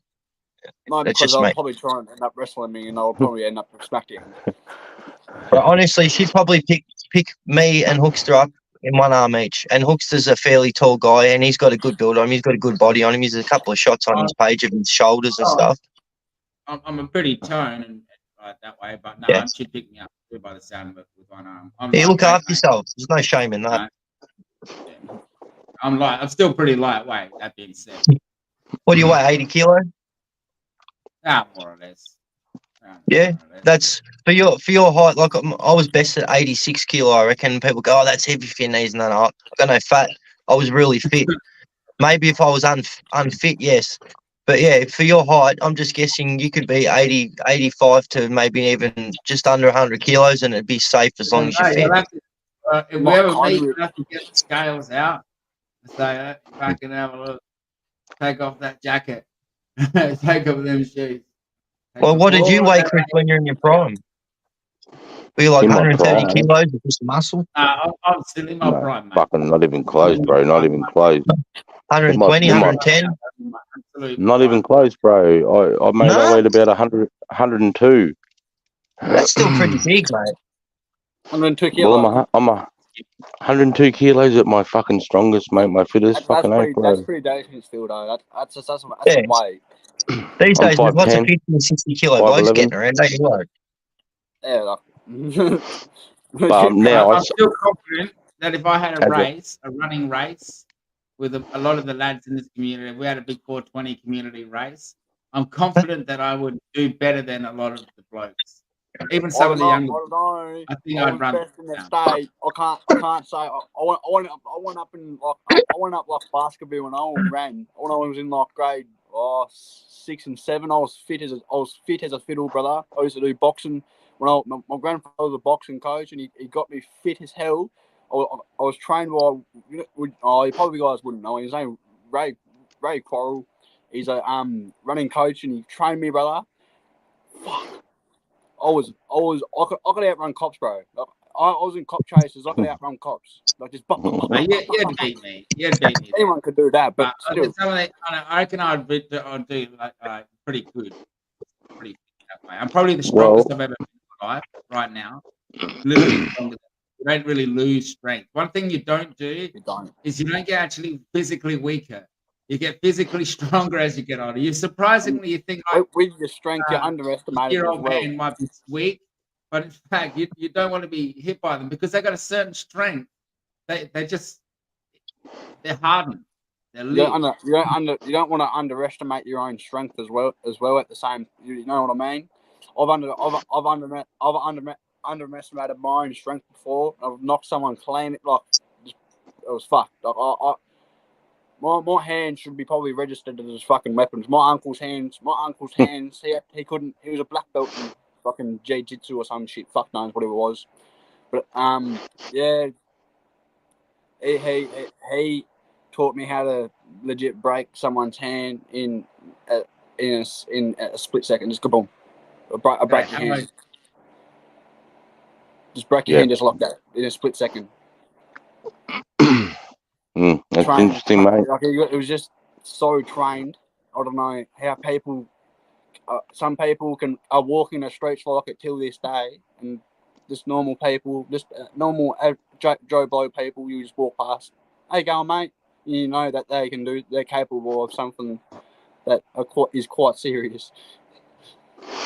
Mate, I think every single man is capable of anything if for the right reason. Yeah. In I always give someone the benefit of some, the doubt and respect them. yeah. That's why I don't road rage and shit, mate. You don't know who they are. They could be in a suit. They could be anybody. They could be in a patch. They could be anybody. They could be plain Did you clothes. see that Russian spy shit just come into Australia? We just caught 2 Russian spies come into Australia. Yeah, they were talking about that last night. They were here Yeah, for like, they were living here. yeah, Like, what the yeah. fuck? I think her husband was sending emails back to her in Russia. Yeah, They yeah, it's pretty fucked KGB. up, bro. Oh, they're definitely going to be linked. Definitely going to be linked to Russian intelligence, 100%, Yeah, 100. highly. I do. They have cells all over the world, Chris. Don't they? I just don't think. I just hope that Putin or whatever they've got from the Kremlin share with North Korea and China. That that'll start getting interesting. Whatever they got out. I could imagine the Department of Defense would be doing their fucking head right now. I'd be fucking head rolling down in Canberra right now. Just imagine. Yeah, but yeah, I don't know what the outcome is and what they got. I hope it all comes out in a wash. It's interesting to see, think about. You reckon they'll tell the truth about it if it does, Chris? You really reckon our media and government's going to tell us the truth? No fucking way. You only hear it from maybe your fellow, veterans that have family that are still active soldiers somewhere that have got, got a hint of what's really going on. Brother, I've been in 3 war zones. I've watched the fucking government lie right in front of me, mate. Yeah, there you go, mate. You know better than anybody. But yet you can't come back here and say shit because then you're the fucking enemy, mate. Exactly. Well, the worst thing they say is they turn around and say it's for the good of the people of Australia, and you're like, it's fucking not, mate. You need to ask them what's good for them. You don't fucking make a narrative, cunt. Because people see it wrongly when they're What not we should educated vote on for something. is what the truth should be. Instead of we should be voting for these politic fucking minority people, bro. We should be talking about the real shit. What's going on? Well, when you're a narcissistic, sociopathical liar and an evil piece of shit, overlook those sort of things, mate. But there is an organisation out there that is more power up higher than what they are. Unfortunately, there has to be. He just said something spot on. It's probably already a lie because if they found it, they wouldn't tell us at all. Exactly. That's right. It could be all fucking, as we say, it could be throwing smoke. Yeah, throwing shit, Yeah. throwing turd. Or smoke and mirrors, exactly, Chris. I mean, that's what our history is. Every Well, time somebody tries to speak up or say have a cure for AIDS or cancer, they're put in jail or they go missing. Get a load of this, right? When they decided to build the defence new headquarters, it's about 50-minute drive out of Canberra, right, in an isolated area.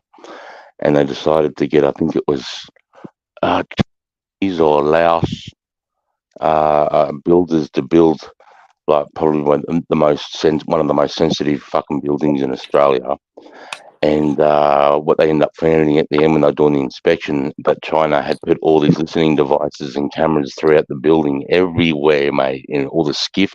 If you don't know what a skiff is, that's like probably the most sensitive room in every country where all the intelligence is being drilled together to come out with mission statements and, what decisions on what governments should do around the world out of these skiffs.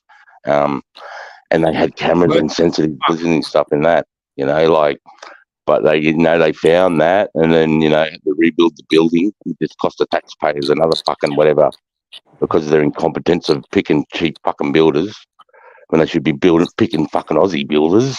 The builders need work, cunts. Like, what the fuck are you looking overseas for? It's times like that they need their family members. That we don't care if they hire their family members as long as they're fucking Australian.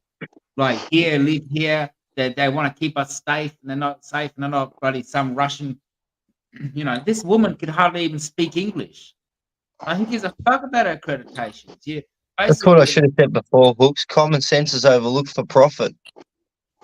Yeah, they're looking at their resume and not the fact like, they hear her. They think, okay, this sounds like a good candidate. It's Australian citizen as well. And then try hardly speaking any English. You know, like, are you serious? What's the name? They create- Vodka. Her name is fucking vodka or something, isn't it? Vodka. Mate, when we upgraded this communication system through all of our systems, through our Bushmasters, our helicopters, we upgraded our communication systems in 2013 or 2014.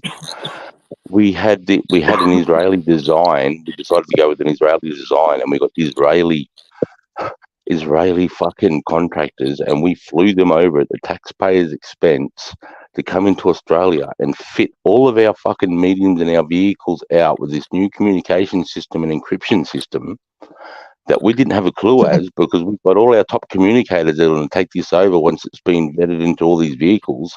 So they're getting taught, they're getting taught by the fucking Israelis how to use this stuff.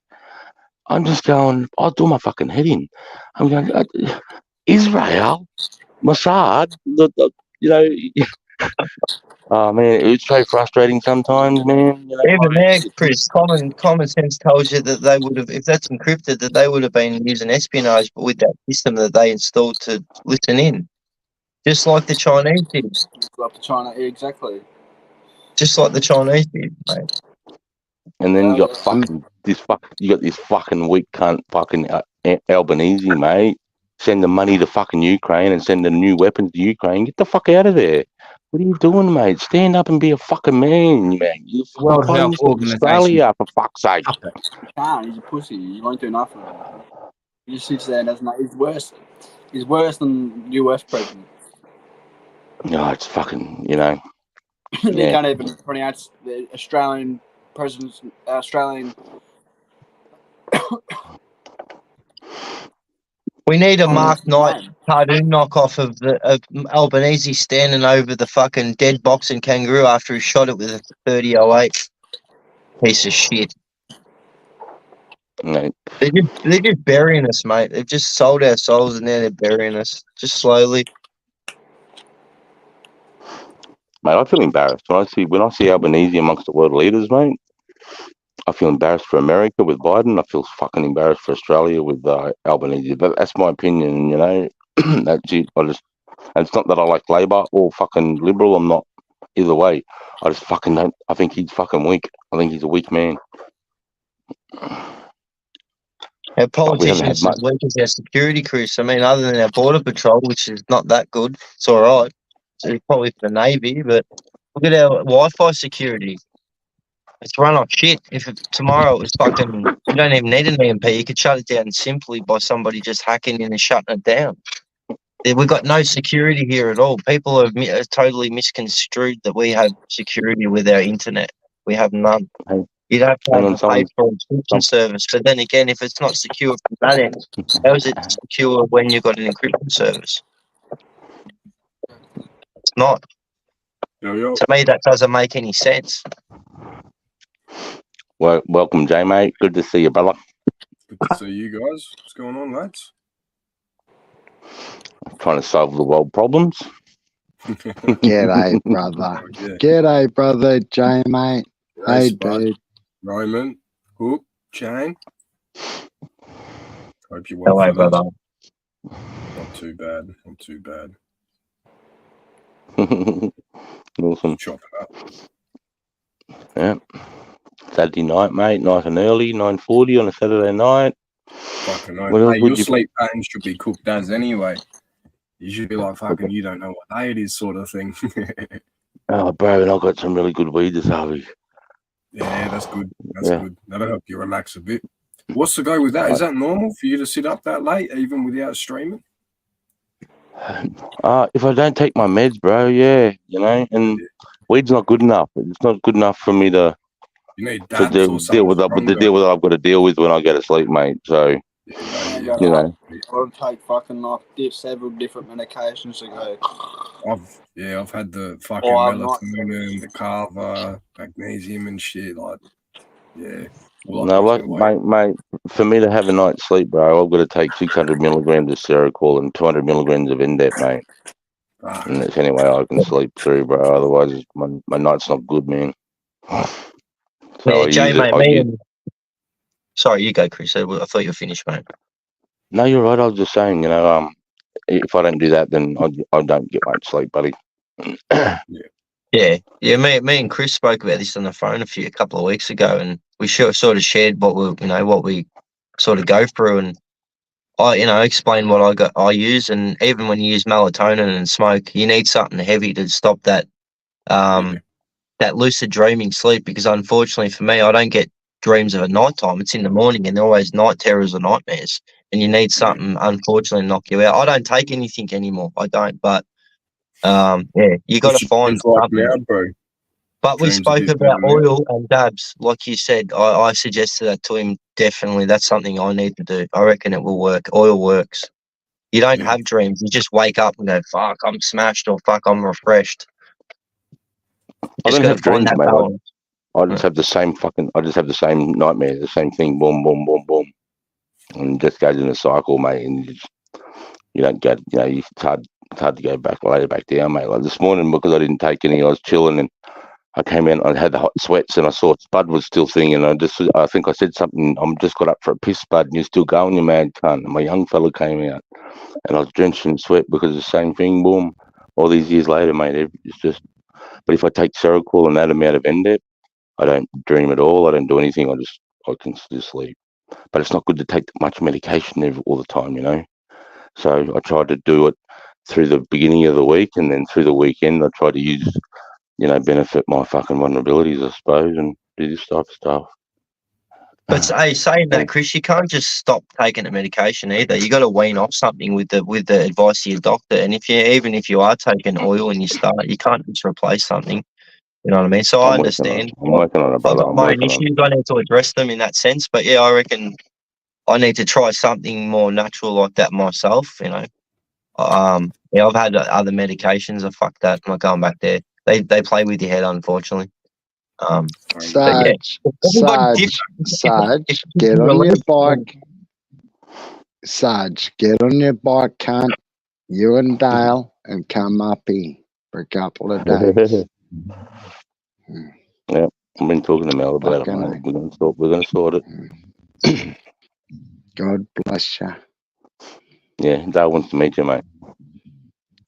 Yeah, I want to meet you, paracunts. Wait, you meet him, mate. He's one of the wildest blokes you'll ever meet in your life. I've met some wild men, mate. This motherfucker. Yeah, I'd go off like a feral cat, but I'm 51 now. I've simmered down a bit, a little bit. Mate, Dale was in jail just 3 years ago for shooting his next door neighbour, mate. Look it up. Mate, look up the Glenwood shooting. Cool. And like I said, he must be a ton of a neighbour. Mr. Sevens, rock holding his ass cheeks. Coward running away. And then when he was in jail for that shooting, he stabbed up a rapist, mate, in there. Yeah. In the neck 20 times. That'll fucking loosen him up. Yeah, he actually did. He's done about 13, 14 years and actually did some time with that Andrew Kirby. Yeah, the guy that they did Romper Stomper about. Oh, right, hard skinhead. I was listening to Skinhead the other day, believe it or not. I don't think it's a bad song. Skinhead. Looking for a street fight, looking for a road. Skinhead, what you gonna do? Skinhead. Just get into it, don't you? Oh, fuck. Yeah, don't they piss off to South Australia? I'm pretty sure I know that spot where they fucking have a swim and then there's the ending. Because I remember going fishing with the uncle down the coast, and it looked exactly like that spot. There was a mill there or something like that, some sort of fucking.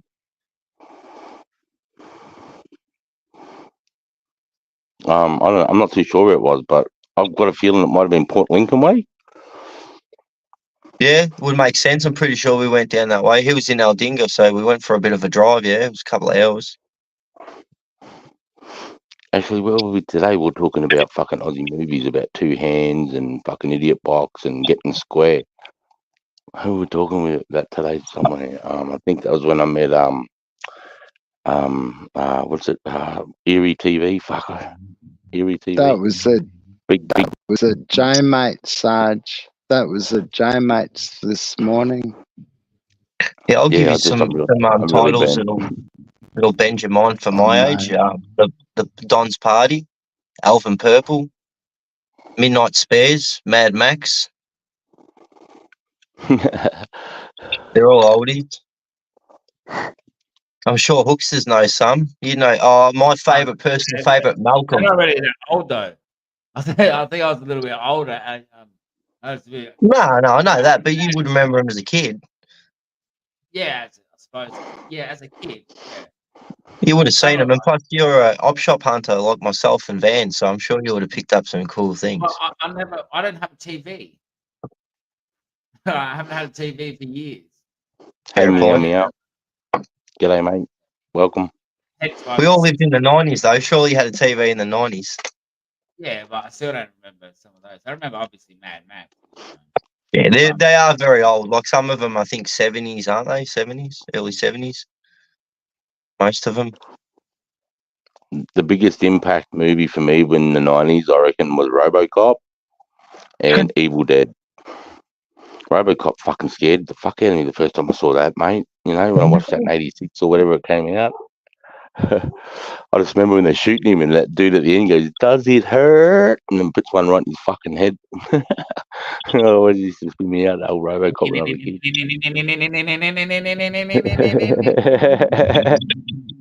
If you know, you know.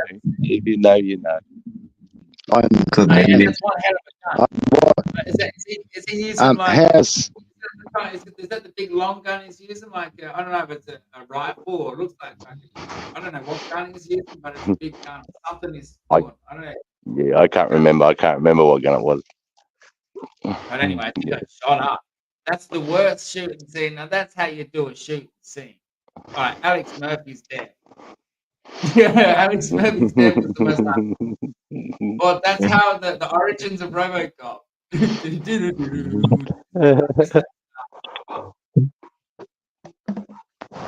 I think they stole the idea from Darth Vader a little bit, yeah? Alex Murphy? No, the whole, like, the death sort of into a robot sort of, it was the sort of same sort of shit. It was like a dead man with a breathing apparatus and now he's a warrior.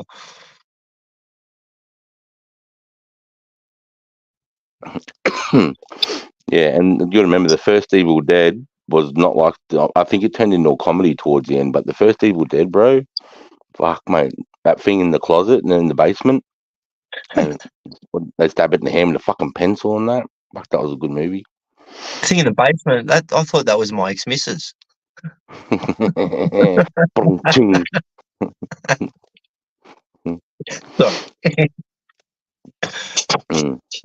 Shout out to the ex, not.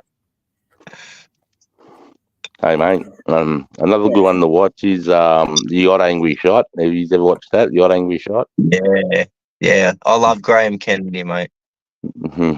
It's about SAS in Vietnam. It's a really good movie. Who's the other Aussie actor in that? He was in Malcolm, my favourite old Aussie movie as a kid. If anyone's seen that, Malcolm, with Colin Friels and I forgot his name. Yeah, he's in Don's Party as well. Oh, I've got his face. I just can't think of his name. But yeah, Graham Kennedy, mate, one of the best. And that's where you first hear and talk about cooks, and they're like, you know, we call them Johnny, we call them fitters and turners. And he goes, why is that? He goes, because they fit it into pots and they turn it into shit.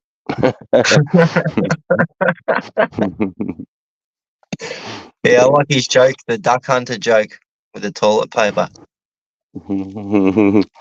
There's a fucking mad movie got Angry Shot, mate. Great. Good, because it's comedy too, and then the Aussies end up punching on with the Marines, mate, over that spider race they have. That's right. Is it a scorpion? Don't they fight a scorpion and a spider as well? Yeah, that's right. Yeah. And then the Aussies lose, so they start punching on with the Americans. Sounds like Ruby's Spud. going there. Yeah.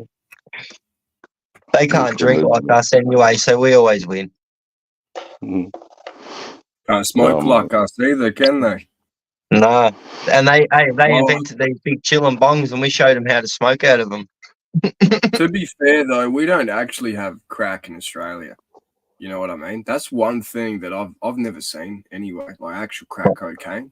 That's What not a free thing in bait? Australia, is it? I have seen it, but it's not a big thing. It's pretty rare to see that. And usually it's not Yeah. what they make out to be either. Yeah.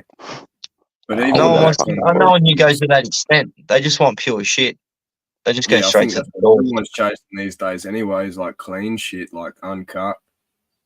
But And they get Bunnings bath salts cut with they've adrenaline. gone fucking 5 times, lad. I'm like, oh, this is cooler. Like, okay. It won't burn, bro. It won't burn. Why is my pipe going black? You're not meant to put water in it, cuz. Oh, Jesus.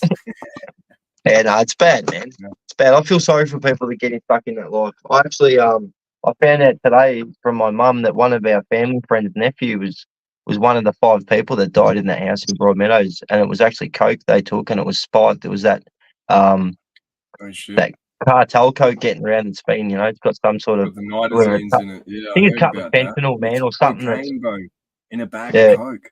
What's yeah, they fucking? all dropped. That's ruthless.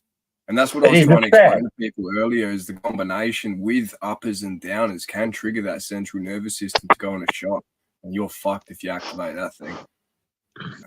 It's sad, man. Like they're 5 people, and because they're from Broady and got the news the way it did, people will be like, "Oh, they're 5 junkies." No, man, they're 5. That's 5 lives. Don't be Yeah, so and judgmental. even then, if they were junkies, like they'd know what they're doing. They Bro. don't deserve to die, bro. They don't No deserve one to die. deserves to die like Not that, bro. just That's snorting. horrible. You know what I mean? It's bad enough people die on the Trying to have a needle, but little yeah. bit of fucking fun, and then you like not waking up from it. That's not cool. Well, imagine we all You got gotta remember. together as a 420 fam and someone said, "Do you just want to have a bump?" and we gave in, and then we're all dead. Straight What the out. fuck? Who tells your Straight family out. what? Ain't Oh, worth it. they're all junkies. Nah, we weren't having a time. We slipped up and we got killed in the process because we got, someone fucked us. It's nasty, man. You don't go and buy a bottle of champagne or Jack Daniels from Dan Murphy's and that kills you, or expect it to kill you. No, you don't. It reminds me, mate. Unfortunately, people make drugs it for reminds- profit, and that's all it is. Yeah, one of the boys says, "Don't worry, it's fine. I've done this before. You all try to, whack up a little bit of smack or something. Fucking, and that's it, mate. Before you know it, you're a bunch of stiffs." Yeah, you're right. I can't even. Yeah, judge be raw people. about it, Hooks. Yeah, don't hold back. You're right, mate. Really lighter. All right, have a sniff of this. Smell that? Fucking this time I'll pay. You pay next week. We'll go halves. I don't even think I'll it's be honest with peer you. pressure anymore, bro. I just think people are trying to look cool and like just actually fit in. No one's encouraging anything anymore. People are just acting on their own, trying to fit in based on who they're influenced by. But what do you say to an adult like me? It's an impulse. Like, I'll be honest with you. Like, even this is probably silly, but I went to a 21st night ago and a mate of mine said, "Hey, do you want a bump?" And I had a bump and I've got a sinus infection. It's been this for 4 weeks. It's probably because of that, yeah? I'm lucky I'm not dead. I'm lucky I'm not fucking one of them 5 people in the house. Yeah. My mum found out, she'd bash me fucking head in. "What are you doing, you idiot? You could be dead." And I'd never hear the end of it. So, you know what I mean? You got to be fucking careful. I don't do anything. I really don't. I'm scared to do even mushies and that these days. No more artificial powders. Scared to do bro. anything, mate. I stick to this. Stick I have these the odd ones, beer mate. now. That's These it. ones, bar. This is where it's at. Yeah. You just Look, gotta if I had a find beer it with Spud or you or one of the boys, I'm all right. But if I had one by myself like I did the other day, or I feel guilty now. I don't. It's weird, Yeah, mate. bro. It's like I've grown up a bit more. I've had a beer sitting in the fridge now for 2 months, bro. I haven't had a drink since the start of the year. Well done. Yeah, I'm not a big drinker though, so it's not really a significant accomplishment for me. You know what I mean? It's just straight to it, put it down. Because of the way my pop and my mum drink, it's off-putting, bro. You know what I mean? It doesn't matter, Jay. It doesn't matter, Jay, mate. A positive thing's a positive thing. If it's positive, don't analyze, make it negative, brother. Even if you don't drink that often, it's still in the fucking fridge, mate. That's what that's what matters. And that's what matters. Nothing else. Yeah. I appreciate you, bro. We tend to be Even then, ourselves up when we do something you're good. pretty well driven, mate. Draw off your own, you know. I don't even like my dad drinks, but I don't even think about it. I just lead by my own example for myself. Yeah, that's it. I try just try and and like, be a good person for everybody Yeah, here, bro. yeah. I know they haven't healed from their past either, you know. It's like, oh fuck, they're older than and like me. I'm lucky. You know? He's a good bloke here. I've met people's dads that belt them and their mum and dad when you go home. When you go home, you know, they go, "Oh, we're having dinner now," and then "Why you got a black eye for? I don't want to talk about it." And then you find out years later he used to belt them or something, you know. So I'm lucky in that sense. He's a good bloke, but at the same time, everyone is different, yeah. So if you drink, you know, and like I said, I feel guilty sometimes when I do now. I shouldn't really because I don't abuse it. You know, just because someone else might or they drink too much or whatever, I don't even worry about it anymore. I don't even think about it. You know, they can do what the fuck they want. As long as you don't hurt me, affect me and my child and my friends, that's it. I'm happy. I'm cool, Yep. man. And I was going to say too, when people talk about crackheads and addicts, and we look down upon them, but there's so many people in the community that were in that position and then pulled themselves out of that hole, and now are preaching about how hard it was when they were there, and now they're dealing with their trauma a different way, and they're trying to pass that experience on. So when you're doing and you're looking at those videos, or you're walking through the streets and you see those people and you have that judgment, and try and think, we know a lot of people that have been there before, man, and they're still the same person they were then. They're just in not their right mind, or they're trying to. That's where you should put that. They either enjoyed it too much and got a habit, or they fucking usually abuse it because of trauma. Right? Let's be real. Yeah. Yeah, I remember no one in the wants to make comments last night. a downer of anyone's Saturday night, but if I could say something, if you could be humbled and smile when you go to bed, whether you're prayer or not, think about this.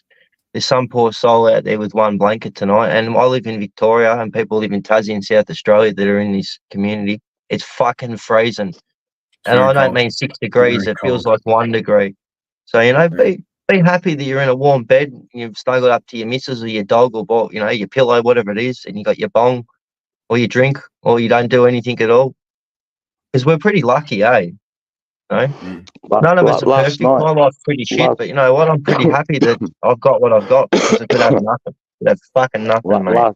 last night, Matt, something stuck out at me. It was a comment. I can't remember who it was. If they're in the chat, they said, "I'm 53 and has been on heroin for 30 something years. He's just given it up 6 months, and now he's dealing with his childhood trauma now because he's numbed himself for 30 something years." And I thought about that today, that comment, and I was just like, a lot of people I hear have been in that situation, man, and still are, and I just think of that fucking struggle, how hard it is to be, and yeah, I don't know if anyone was to remember that comment. I can't remember who it was. I'm sorry, but it rung true with me today. Made me think Yeah, of that's it heavy. differently. That's a heavy burden. And whether you've been through it or not, or you know someone, that's fucking really heavy to deal with.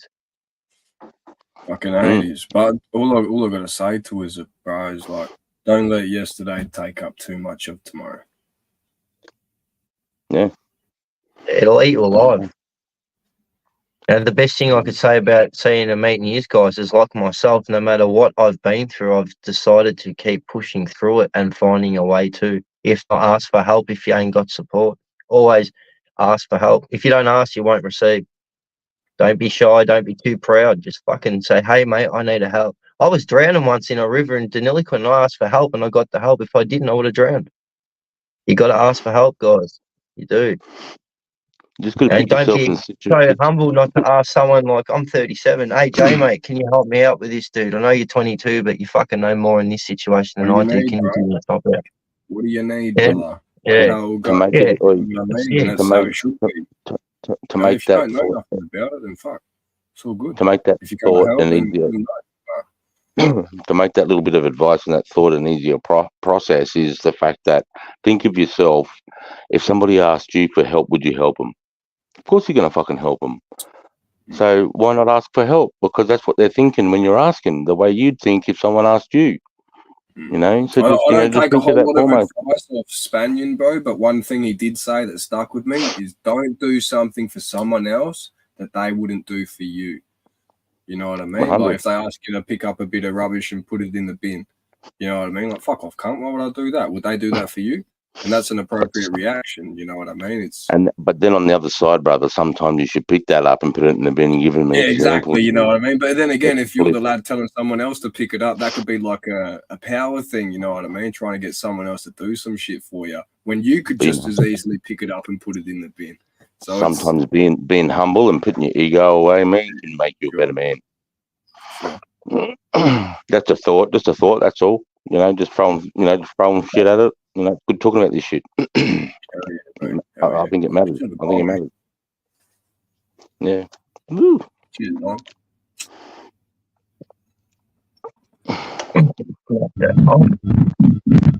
Ripper Belly legends. Ripper Belly. Jeez, mate. Smash a bucket.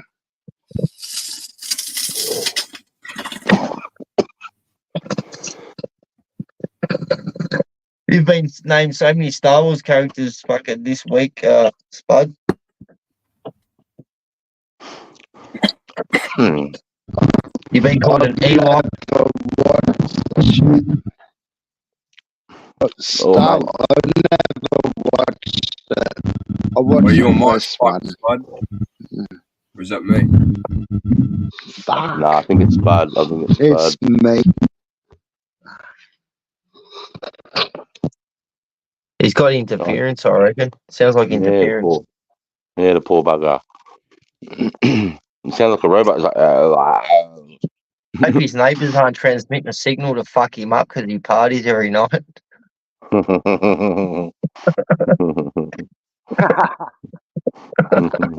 He likes that idea. It sounds all right now, mate. What sounds right now? Fuck, 100%, I don't mate. know what I... Crikey. Oh, nah, might have spoke too soon. Started cutting out then, bro.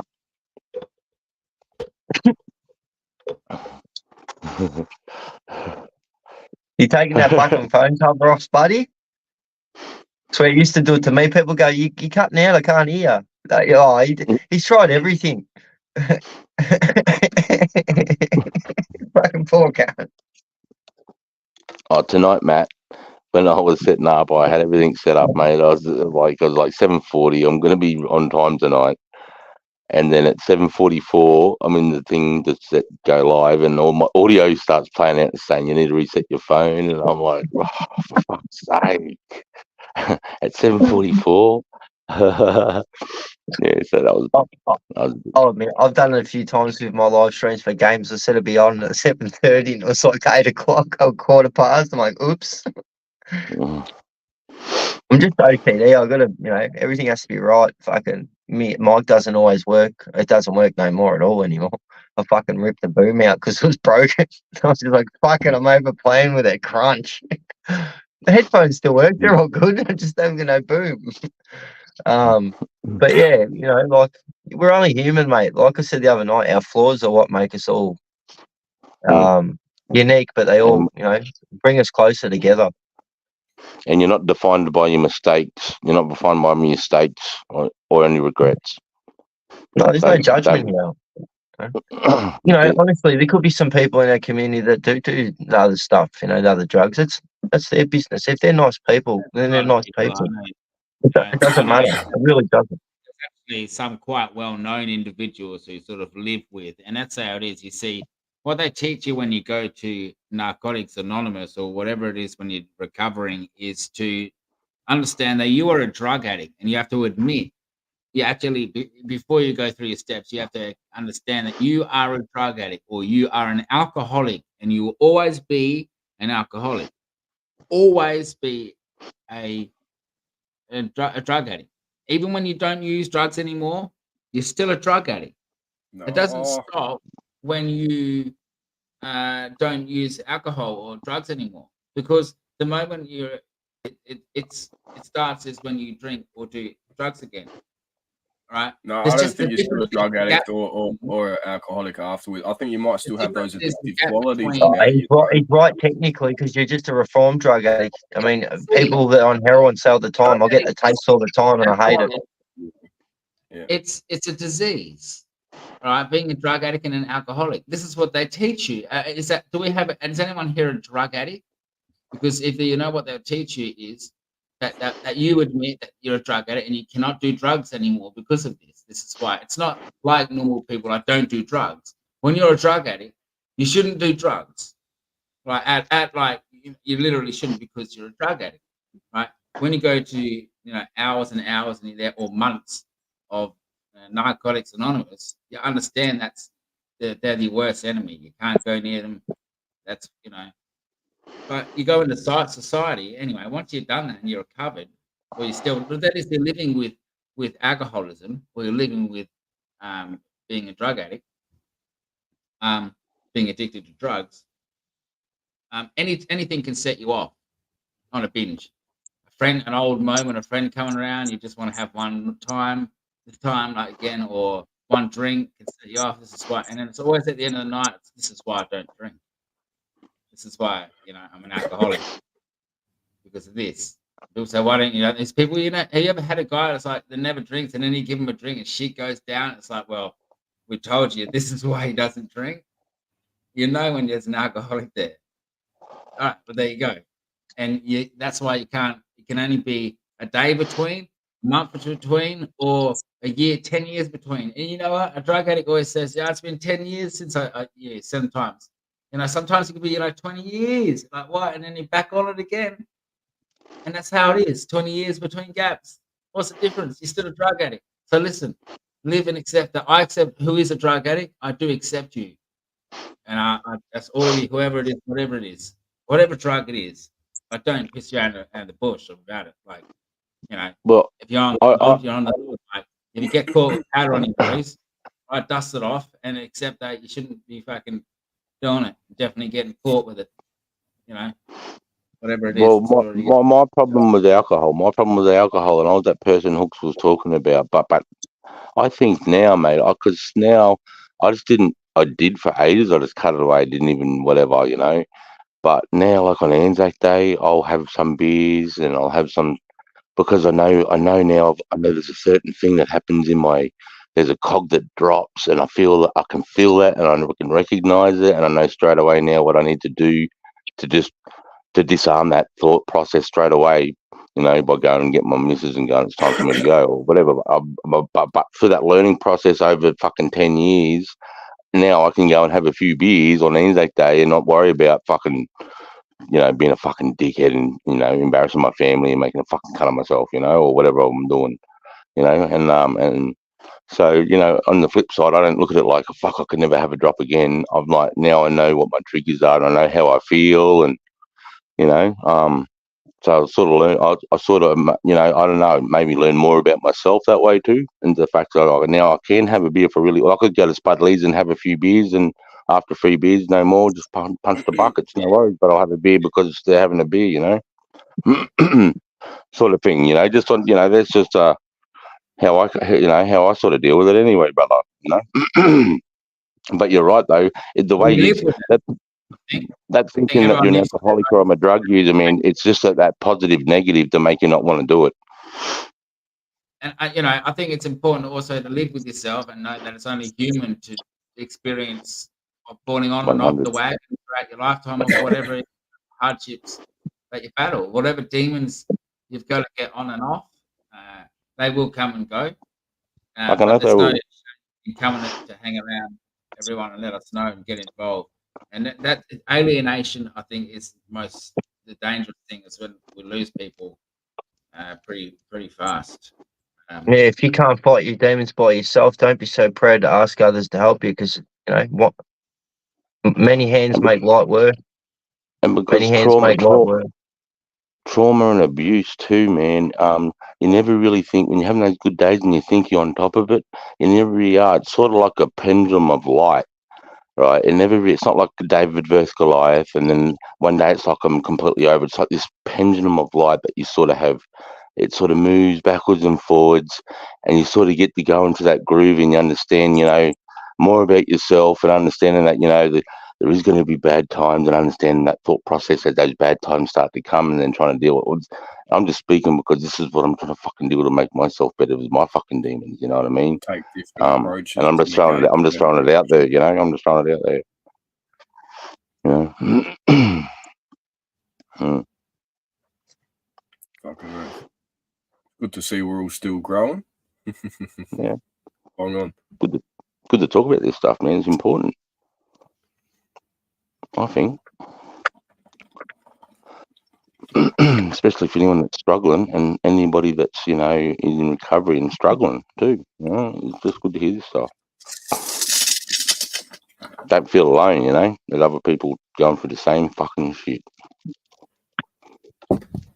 And the thing I always try to say is, and I repeat, is living with, because it's hard to think. Okay, what's very naive is to think that such a thought or a thing can change in that who you are, and that sometimes you have to live with these thoughts, and it's better once you can learn to live with something, then you can battle it in different ways and live with a different style of life, a better life.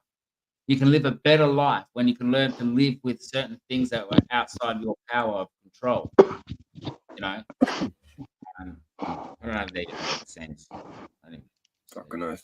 Yeah, no fucking no, bro. No, it made sense, mate. You mean well too. That's the main thing. Like, even when I play online, I say to the boys, I make it a big thing. If you have any issue with any person in our group, if you can't talk to us all as a group, message one of us you're comfortable with privately, and maybe we can, So it's all amicable. Everybody gets a chance to, have a platform and, say, I need help for whatever reason, and they get to, they realise they don't have to be so proud to ask for help to defeat their demon or defeat their problem. Because life beats the best and hardest man. So imagine what it does to us. Sorry, I didn't mean to cut you off there, but again, No, you're right. You're right. It's what I'm trying to always drill into people's head is live with. Right. So sometimes, look, the most important, you know how hard it is to defeat demons? It's better to live with who you are. It's better to live with what you've done. It's better to live and face. This is what I'm saying. It's to battle such demons, and I get what you're saying. You're right. At the same time, you want to defeat demons, and you do. At the same time, you want to smash them and get them out of the way. But some things, what I mean is, there are some demons that, like up here, that you just and a bloke will always second question himself, and I think it'll come. Time comes where they, wonder if other things are easier, if life's worth it anymore. I don't know. And it's better to live with and understand for a man that those times will come and go, but to make it through those short times because their life matters.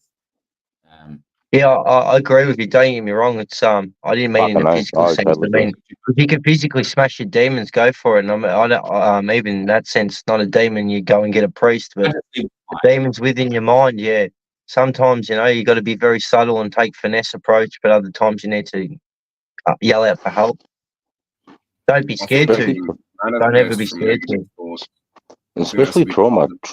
Trauma gets driven deep. It gets deep, especially if it's childhood, teenage trauma, young man, young woman. It gets nice and deep, So it's something that you've just got to understand and become, and look at yourself in the mirror and try and love yourself, and understand that part of you.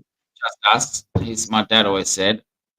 He said, when you lose something or somebody or like this, even with the drug situation and alcoholic, that you learn to live with it, right? The pain of things.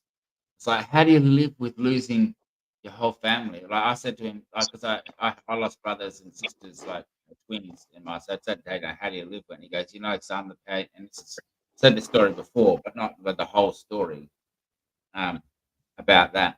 How do you live with such pain of losing, after birth, something like that? About a loved one, a child. And he said, you learn to live with it. The pain doesn't go away.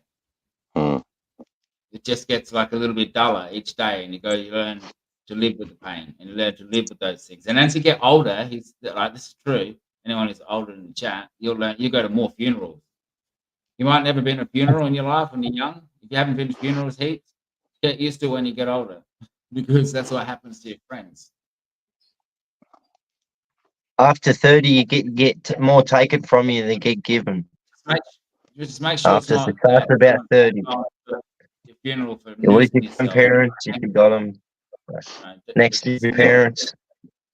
And veterans, you know, 2 veterans kill themselves every week. I've lost a few of my mates to suicide. I lost a good mate to suicide, and then the worst thing is they do it on Anzac Day, bro. Oh, yeah. Do I remember them two on Anzac Day doing that? It's horrid. It's a horrid thing to live with, mate. Oh, mate, tough. I got kids behind and that. Yeah, it's fucking tough, brother. But Hookster's right. It was like I was going to say earlier with the people that he was commending us. You know, I'm new to this place. Time will only tell who's loyal. Time will only heal those wounds, and they won't heal them like at all, really. But it does. It nullifies them or dulls them. I remember Dad's mate, who I was very, very fond of as a kid. When I was a little kid, he was around. He was a true blue larrikin. He was a bit of a wild bastard, really. He died of cancer on my birthday. And I don't actually look at that as a sad point anymore because he's no longer suffering, for one. And two, it's just another fucking day. I'm not worried about my birthday, but when it first happened, like the first few years, I was a bit emotional. You know, I'd play the guitar and start fucking crying. So now it's not an issue, you know what I mean? And I don't cry at funerals. I've said that before. You know, I don't cry. It's very hard for me to fucking shed a tear at a funeral, but yet certain things in life do that to you, and it's how you learn to handle it. So Hookster, you couldn't have said it really better. I couldn't agree with you. Has to be a balanced thing, doesn't it? Yeah, it's hard getting used to that pain. Like Cook said, it's hard getting used to that. You never get used to it, but accepting it and understanding how you can, you know, try and put your best foot forward every day. You know, and that's the hard one. That dance. You always associate something. Like I grew up with his name. He gave me my first shot. He did even crying with him when I was younger, and my mother took him in, and he did a lot of crime. So and I knew he had a daughter, and I knew the baby's mama he was with, and that grew up with him. But it turned out he killed himself, you know. And now I just associate. I remember like his life and that, and I remember his cousins and his my neighbours that were related to him, and that shot that he gave me, you know, that he was a foster kid in my family for a while, you know, and and he died the same way as his father died on a noose. Living with drug addiction without the correct supports and understanding. What a shame. Oh, hang on, there's 2 people trying to come in. I actually might bounce out, guys. I've got to work tomorrow. I've got some stuff I've got to do. I've got to pop out of, mate. Good to see you, Shane. You know what they say, no rest for the wicked. Yeah, Big love. that's true. Hookster, good to see you, mate. Fuck. I'll mate. book it. So Good, Rich. Just much respect, if anyone out there who's has and just thinking about everyone who is and has, you know, lost a loved one to that experience, to that grief, that the grief and overwhelming feeling of losing someone, a friend or a loved one, it's a tragic feeling. So my thoughts for anyone who's felt it and gone through it. Here. On that note, I'm going to leave you. On. Hey guys, Matty Hookster, just before you go, make sure you put your links in your pages in the chat too. Make sure. Certainly will. Thank you. And guys, hit the like button, yeah. Get the likes up for everybody. And we get stoned and forget. I know I do. I have to go back through the boys' videos and make sure that I've hit the like button. So. Awesome. See you, Hookster. Oh, guys, catch you. Have a good night, mate. Peace, bro. Fucking hell. Throws me off the camera every time it changes. There you go. And then there were 3. And then there were 3. 3 Stooges. Look at us. Yeah. Oh, shit. You have a good night, John? Yeah. Sweet, bro. Hey. Whereabouts are you from, Gundra? Me?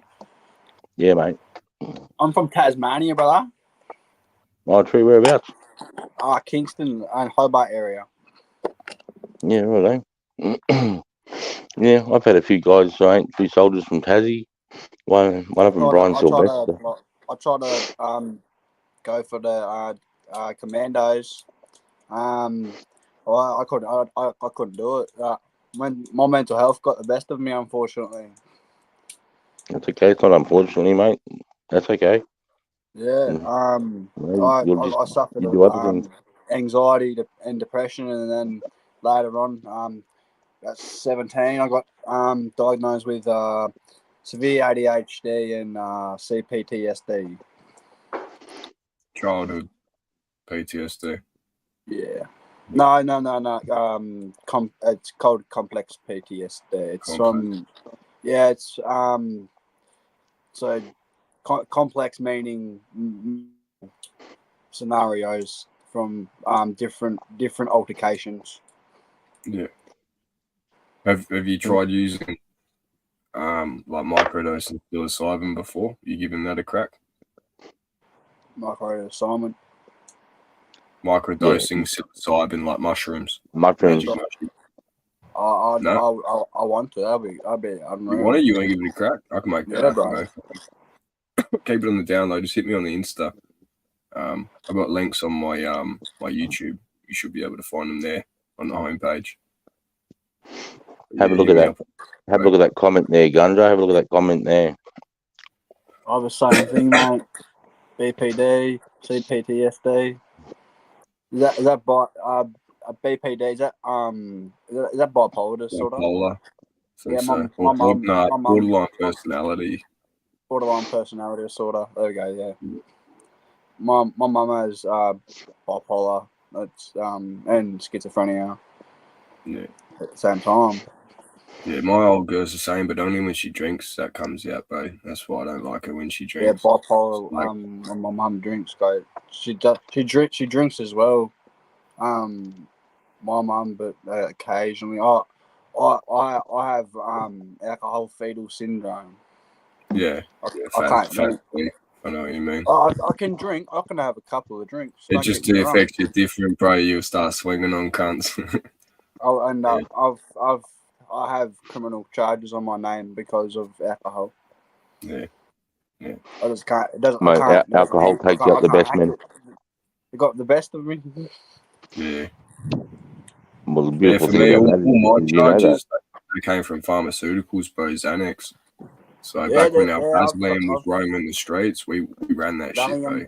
Valium and Xanax, Valium as well. Lorazepam, we had the Rivies, the Clons, and those Lorazepam, they were stronger than Xanax. So we were after those because I was playing doctor. I'm researching half-lives, how long it takes shit to leave your system. We were just trying to get fucked up and like, mate. But you was looking for a doctor as a job. Yeah, but then I found the computer shit, bro, and then we had all the dealers online, like getting Xanax at $3 a bar, bro. So we were rolling in gold. You know what I mean? But after I left, when I moved in 2019, I told my bro, I'm like, yo, these lads are planning to set you up, by the way, bro. I'm like, I ain't their crew, I ain't with them, none of that. But they'll try to get me in on it, bro, and you're my mate. So just heads up. And he's like, he's hanging out with him and shit, bro, and they full done him over. Got like $3,000 and 100 Xannies off him.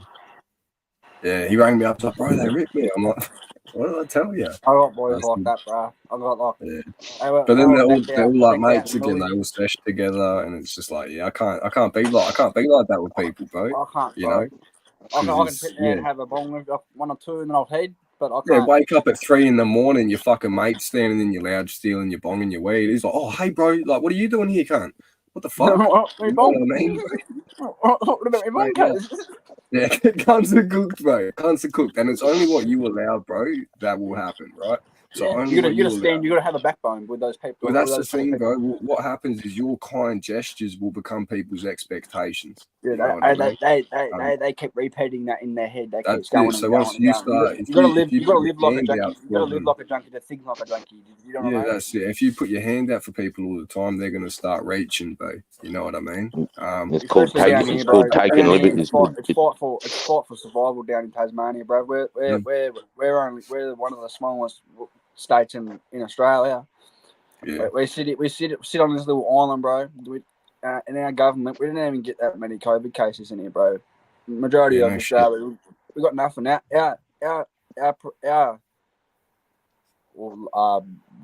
is it? We don't have a prime minister. We have like a a A fucking weasel. MP. No. Is it PM, MP Prime or Minister, like- bro. We do have a Prime Minister. Yeah, you do have a prime minister in Tasmania, bro. Surely. I think it's an MP. No, in Tasmania. No, you have a premier. Premier. Oh That's yeah, it, premier. That's Premier. And then we have a vice premier after that. We still have him now. He stopped coronavirus coming into Tasmania. They stopped it completely. It didn't even come in here, but like we had heaps. Don't get me wrong. We had a handful of couple cases, but it wasn't. I had it, but it was pretty hectic. Yeah, we got that monkeypox now, bro. In SA, we got it all happening here, lad. Yeah, bro. Monkeypox, bro. That's like fucking. That's like. Foot mouth was going around for a while, as well. You get that from cows, or something like that. Yeah, I think every animal has. Every animal, like that type. If it's a mammal, like it would give it to you. Yeah. Dogs, cats. Same as fucking like worms, man. Ebola comes from bats. The plague from rats. I found a hectic skits loophole for anyone that wants to start a business, right? If you want to start a business and you for some reason need a computer or a phone, anything like that, what you have to do if you want to talking tax write-offs now, depreciation and that, you're going to get taught some tax with Jay, mate. No, I'm kidding. I'm no tax expert, but I can tell you a few things. You'd be surprised what you can get away with when claiming shit back. I've seen it, So bro. if you like starting a new business, all you got to do is keep record and proof of your use 100% being for that business. So you can't do anything else like streaming videos. It's just for 1 year, bro, all business purposes. And that's the tax write-off on the whole fucking thing, bro. Laptops, when they depreciate in value, any equipment, technology, you get internet, bro. But you'd have to buy like a separate internet connection, and yeah, it's interesting what you can get away with, man. Sorry, bro, I But can't then- hear you for a second. I got like tetanus going from your ear. Oh, you alright? Like ringing, bro. Everything's in tax deduction, brother. Yeah. I've been realizing it over the past couple of years now, but I'm careful. Like people go, "Oh, you claim you're washing this and that without receipts." I'm like, "Yeah, nah, I'm not." Sure, you can do that, but I'm not doing that. Bro, over my army career, I got jabbed, I don't know, fucking. Before you go on every deployment, there's like 6 nurses on either side, and you just walk out and they go bang, bang, bang, bang, so 12 hits. They write it in your book what it is, and you get the next day off because you can't lift your arms. And I've done that, mate. Like, I've had probably 90 injections, brother. And I tell you what, I hardly ever, for everything, mate. Mate, I was one of the first people to trial anthrax. I had an anthrax fucking. Been eradicated, bro. What do you mean? Because we're going into Iraq, and they thought Saddam was going to hit us with it. Yeah, fuck. They full give you anything to go in there. They just go. They'll give you anything. So you're fully, Sarge, you're souped up on like the best of the best, fucking. The top quality pharmaceutical. Because you know, like pharmaceuticals with the military, they need super soldiers, bro. So they're giving them the good shit. I don't know if it's about that. I think it's literally like it's just all fucking what do you call them? Inoculations, mate. All different types of inoculations. All different types for tetanus, golden staph, different types of blood infections. Malaria. Different types of. We've got good technology for malaria. We can go into an area where there's malaria everywhere, and we take this tablet called doxycycline, and you take doxycycline, and what that does is if you get malaria or any type of mosquito-borne disease, it keeps it in your liver, and then once you get out of that environment, you take this other tablet, I can't remember what it is, for 7 days, and then it eradicates out of your kidneys and your liver, mate, and you piss all the fucking so-called malaria or what would have made you sick out. I couldn't take doxy because it makes you photosensitive, and it used to fuck with my head, mate. It's horrible shit, doxycycline. Yeah, I've actually got a bottle here. That's hardcore antibiotics. Yeah, well, you take that every day, mate, in a war zone. I nearly with every meal. Yeah, I don't, mate. But you fuck with my head a bit, so. And I never saw any fucking Aussies. I didn't give a fuck. Bring it on, mate. You're jabbing with every other fucking thing, mate. It's like petrol going through my veins, brother. Like, you know, I never got sick. I never got sick in the army at all, mate. Ever. You just built that immunity system up. Boom. Yeah. So when I was getting into Iraq, mate, I had like full gas. I had full gas suits on, mate. We thought we were going to be getting fucking hit with anthrax, mate. So they gave us these trial anthrax injections, and then I might write all this stuff saying if it fucks you up in the future, we'll look after you, you know, medically wise. I'm 20. I'm 23. I don't give a fuck. I'm just signing whatever they put in front of me, bro. I just want to go. Let's go. No shit. Yeah, and I'm all right, mate. There's a lot of guys going through DVA now, mate, with doxycycline and all the others. There's some injections that we've had that's fucked with some of the lads, and they've been getting in contact with me saying you should claim this and that, and I'm like, well, it hasn't affected me, so I don't need, You know, like the Biden administration, like just letting like all these like new like laws and shit, man. Like for the Australian Defence Force, like LGBTQ can go in there and fight. Disabled. Oh, they already have, bro. I had soldiers that were gay, mate. I had a soldier that was gay under me. I'm all good for the gay and lesbian, Yeah. but when it goes No to different than any other person. LGBTQ, I don't think they have trans people in the army, bro, in Australia. I don't think They trialled it. They They trialled it, bro. They did. We had it. They can't Yeah, we afford had the a guy. medications to give to them, though, can they? Mate, in 2005, we had the first tranny in all the militaries in the world. We had a guy that fucking chopped his dick off and got the old fucking vagina pocket done. And the weird thing was he still liked girls, so he sort of become a lesbian. And so they decided to hire him. And he went up to 1 brigade, mate. He went up to 1 or she went up to 1 brigade. And the boys, because they got there, and the boys had a hat going around the whole brigade, and it got to like $6,000 for anyone that would fucking try and fuck her or fucking. Like, this is what was going on up there, because it was terrible, mate. This dude used to get drunk and get on the bar and show everybody, mate. You know, I wasn't there, but this is what the boys used to tell me when they were up there. And then they got a bit too hectic, and she ended up getting discharged. And I don't know if they've had another tranny in since, but we've had lots of gay people. Like, gay people are just the same as anyone else. Yeah, that's fuck, man. You shouldn't have told me that, bro. I was keen on joining, bro, but now I'm like, fuck, I don't know if I can work. Bro, they're getting better. They're sneaky, lad. Some bro. There was this basketball player. I was watching. My mate got stitched up a couple of weeks ago, man. It was a guy, man. She looked like fuck. Watch out for those Asians. Anyway, there's this video, lad, of this basketball player, and there's this. He's with his missus like 4 years, and she turns around. She's like, "I'm a man." And bro, I kid you not, you wouldn't fucking know. You would not know. Look, dead gorgeous, bro. Dead gorgeous, Latina, everything. Like no Adam's apple. Tits look perfect. Ass, everything, bro. Look sweet. Look all good. And this dude starts laughing. He's like, "You kidding?" And he's like, "She's like 3 surgeries later." No, I'm not. And he's just like, boom. You see his face, like the color in him just like changes, bro. It's like fuck, and he just goes ballistic. Get the fuck out my house. You lie to me like that. You can't do that. You know, that should be illegal for them not to disclose that information because of the psychological effects it has on people, right? They want us to be considerate of how we treat them. Then they have to be considerate of how that will affect us if they're not honest in the initiation to whatever happens. If they don't disclose that, they should be charged, bro. Because it's not a normal engagement. I don't think that's just my opinion. Well, when you do the medical in the army, they enforce the Navy, mate. You can't hide the sex change. You do a medical naked. So not getting around it because you got to get your balls. They put your balls. You got to cough, and you do that in your medical every year, mate. Yeah. You know what are they? Why do you have to cough for, bro?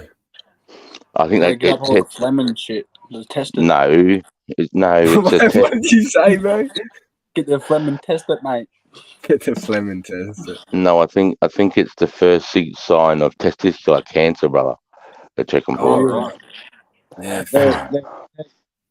I don't know if you can hear me. I don't know if you can hear me. But you're muted, Spud. If you cough and your balls raised, you got something wrong with your guts. If you heard me. If you cough and your balls raised like that? Yeah. Oh, really?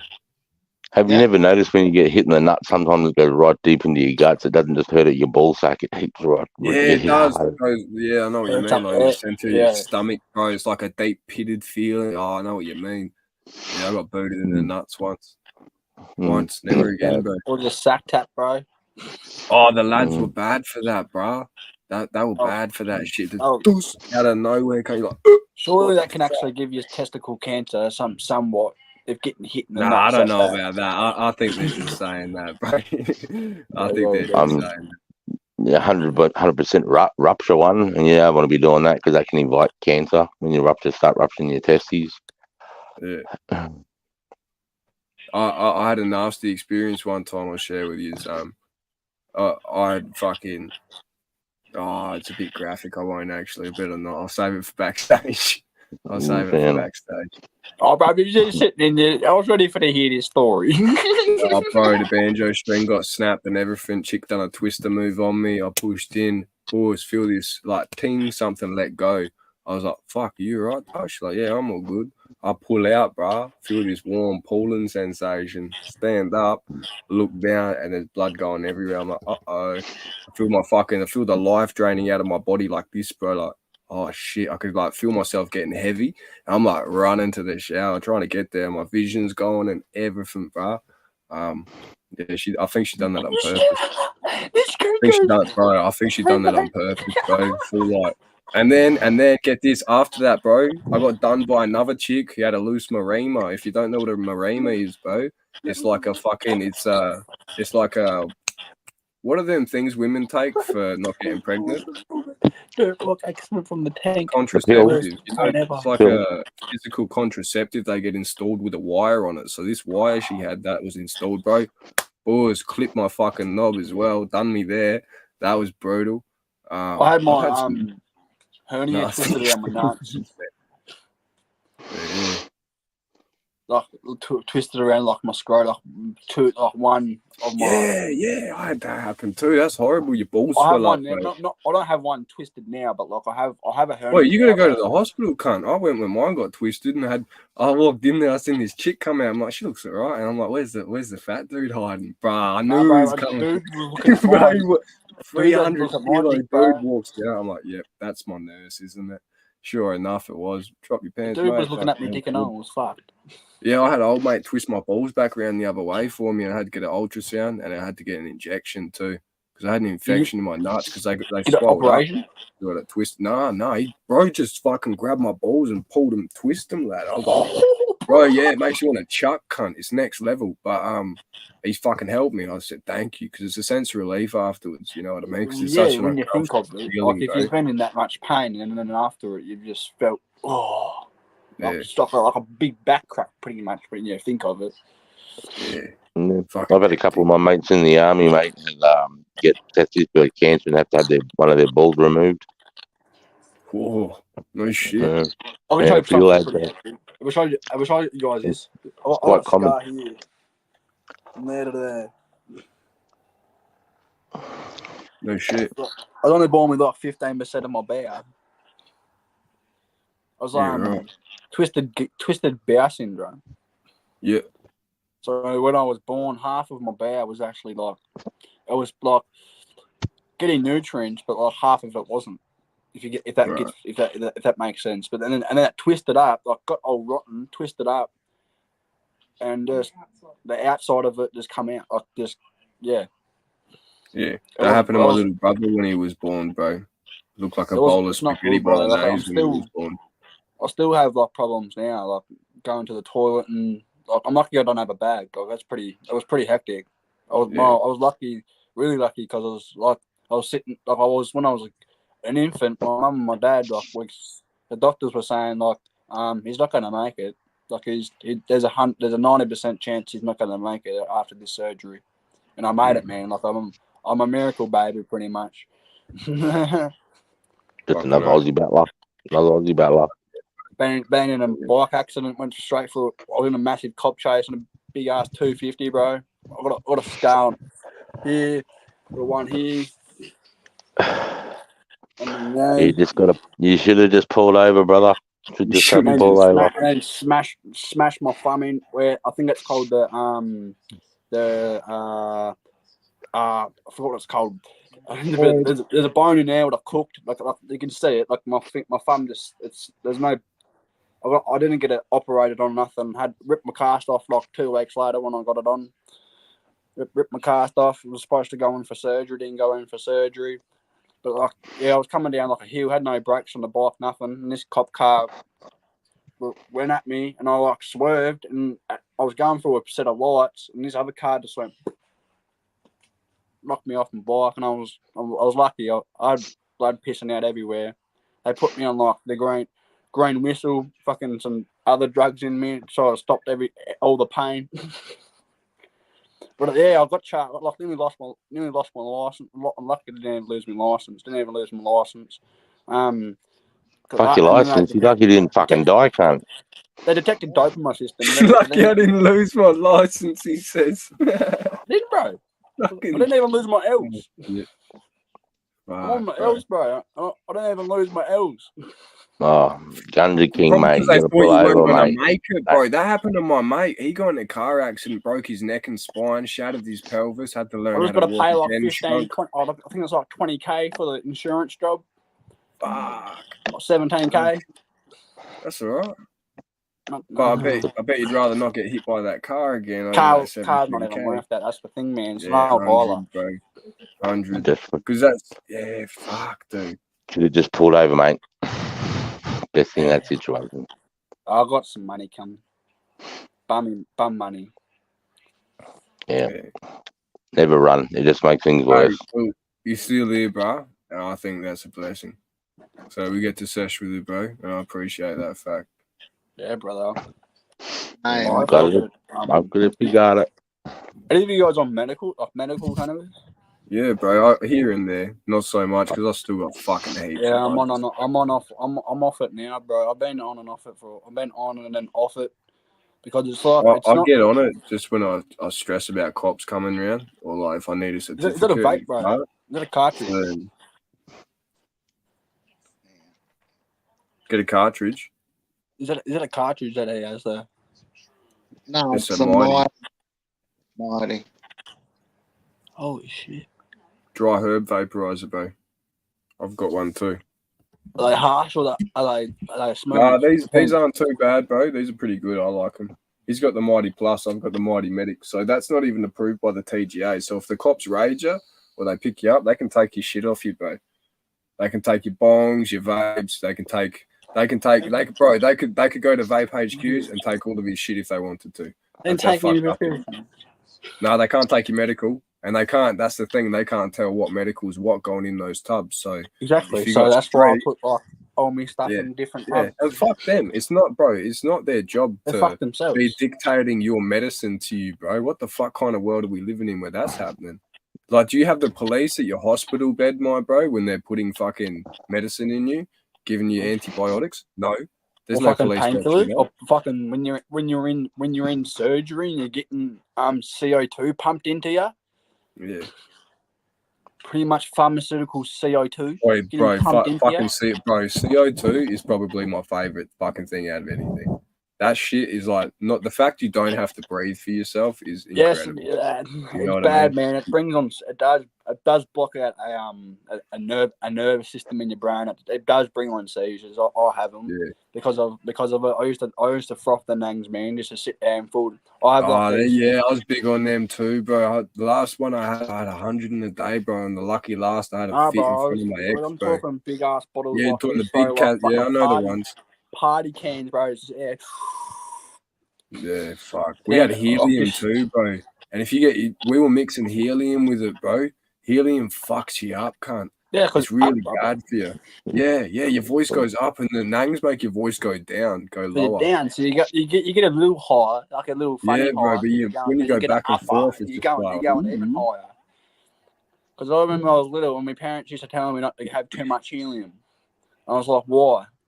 So I figured it out. Why? And I was like, I want to know why. So I just like got fried out of my mind on helium when I was like a kid. Fourth gear rolling up to a corner. I think that's because of the Aboriginal. I have Aboriginal in me, man. I'm white as. Fuck. I don't know how much, but I do. Bruh. Crazy. Got blue eyes as well. blonde hair. Hey, The guy's orange in the sun. mate, you're not on your own. You're not on your own. I'm Aboriginal, and I'm white as. My grandmother's black as.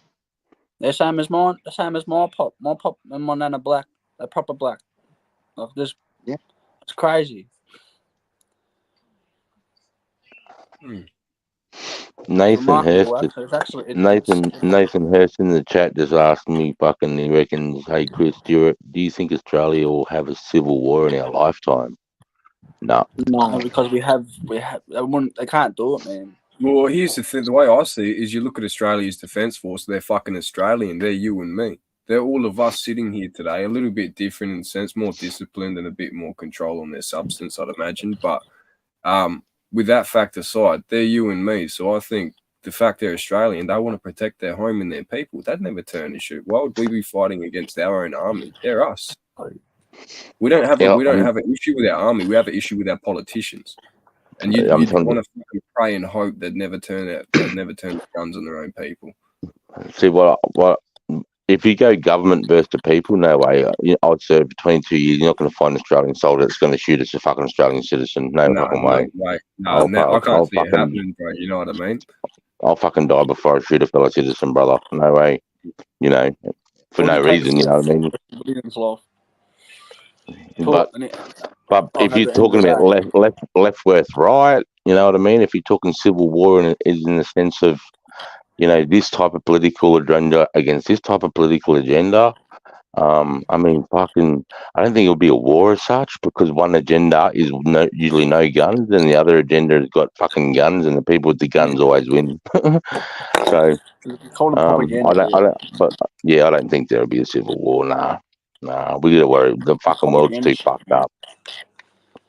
All it has to do, one person would have to say yes, and then it'll just go on, and it'll then happen. And that's the only reason Russia and Ukraine actually the only reason Putin went into Ukraine is yes, he wants to be a big note, and yes, he wants to take their oil, and yes, he wants to own that land, but also he wants to spark something bigger than what has happened in history. So we're on a history. 2024 is on history, and it won't even happen. It won't, man. He's too fried out of his mind. He sits there on like patting bears and shit. I think you're talking about when Melbourne they used their military with what Dan Andrews done, but I didn't see that happen anywhere else. Mate. What they thought they knew best at the time with what knowledge they had. They thought they're keeping people safe, and there's a bunch of cunts being selfish that don't want to fucking stay indoors, which I can see both sides to it. You know what I mean? And what I'm talking about, mate, is I'm not talking about, taking you from a building forcefully and putting you into another building. I'm talking about putting a fucking weapon to your chest and shooting you. You're not going to find Australian soldiers that are going to kill other soldiers. Your two eyeballs were looking into a fucking barrel, not fucking into another room. If a soldier's moving you against, if a fucking soldier's moving you against your will from one building to another building, he's just carrying out his missions and he has your intentions because he's been told so, thinking that he's doing the right thing for you. That's where he's coming from. So, and that's a whole different thing if you want to talk about that. But I'm talking about fucking Aussies shooting Aussies, mate. And World War III. You got to remember, like, people, bro. Everyone's still a person underneath, and you just want to hope you get someone like Just Us instead of old mate that's doing that night biv with you, and he's sneaking up behind you with a knife on your throat, saying, "I love this shit, lads." You know what I mean? You don't want that guy to be the one you're standing in front of at that protest because he'll fucking drop you. He ain't gonna care, and there's no repercussions for it. But like, fake still, people, man. They're the fake ones. They're not the real soldiers. I think the way a civil war in Australia would start is if Australian soldiers shot Australian citizens. Then it'd kick off. Then it'd fucking kick off big time, bro. Can I say something? That psycho, fucking psycho Just Us was talking about shouldn't be in the military. He should have got checked hardcore, but I'm pretty sure he got done, didn't he? You said Just Us served 10 years in a in a What, foreign oh, sorry, prison, didn't he? what's that? Sorry. Old mate, they got locked up. I think you said you served with him. He was just trigger So, happy. Ended up are you talking shooting about somebody. in Afghanistan? Yeah. And Robert No, Smith? no. Ben Robert Smith's a fucking hero, bro. This guy's good name's Robert Langdon, and he'd left the Australian Army and he's working for private contractors.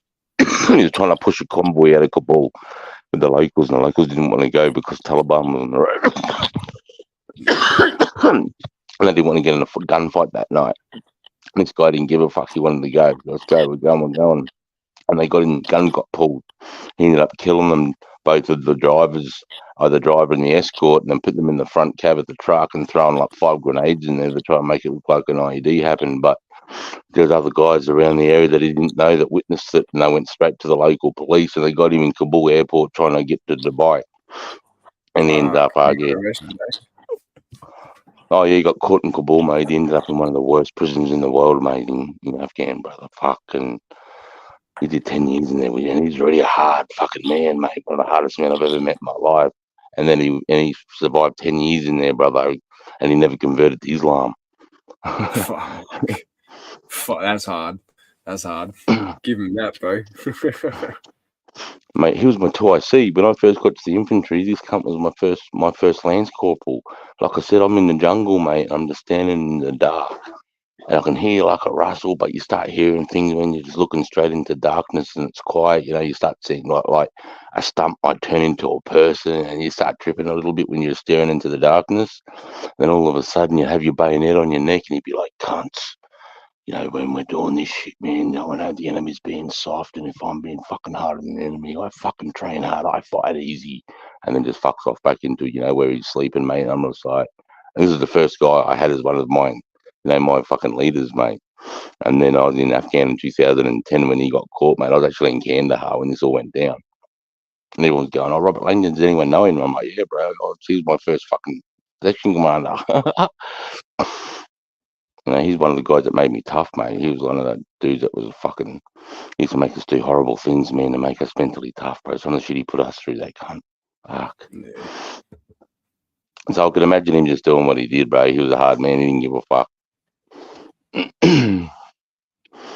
Yeah, Robert Langdon, his name is. Um, I've actually got a photo of him on my wall. That motherfucker reminds me of my my mentor. My mentor was an ex-copper. He was a cop at the time. He punched out some cunt's window and hung on to his car, punching him in the head. He was my cop. It was my mum. Oh no, the sergeants are the mum. Sergeants are the mother. Don't let Sarge fool you. Don't let Chris, don't let Sergeant Goody fool you. He's your mum. He will teach you how to live. Fucking big. I was a recruit instructor, mate. I did it for 2 years. I had to take teams of 11 men, mate, every 90 days, mate, and turn them into soldiers. Did it for 2 years. One of the best jobs, one of the most rewarding things I've ever done in my fucking life, mate. But look at my whole 22 years and you say, what was the best thing? What was the highlight? And it was being a recruit instructor. Taking men off the street, mate, that didn't have a fucking clue what was going on, and then turning them into men with purpose, patriotism, a sense of belonging, a sense of pride, a sense of being humble, mate. And you see the way they are and the way their shoulders come back and their chest goes up and their chin moves up. They walk with confidence, mate. They walk with fucking meaning. It's to see young men, come out like that. It's a fucking good feeling to be a part of it. I mean, that's why I'm good with young guys, mate, because I've had to deal, and when I get recruits, I'll get them from 18 to 37 from all over Australia, and they're all thrown into one section. They don't know each other, so they're all sort of fucking trying to, the older guys are trying to put it over the younger guys already, because that's just how fucking males work, right? When you don't know each other, right? The way the male ego works. So you've got to fucking deal with that, and and try and make everybody equal so they see each other equal, not just pretend to see each other equal.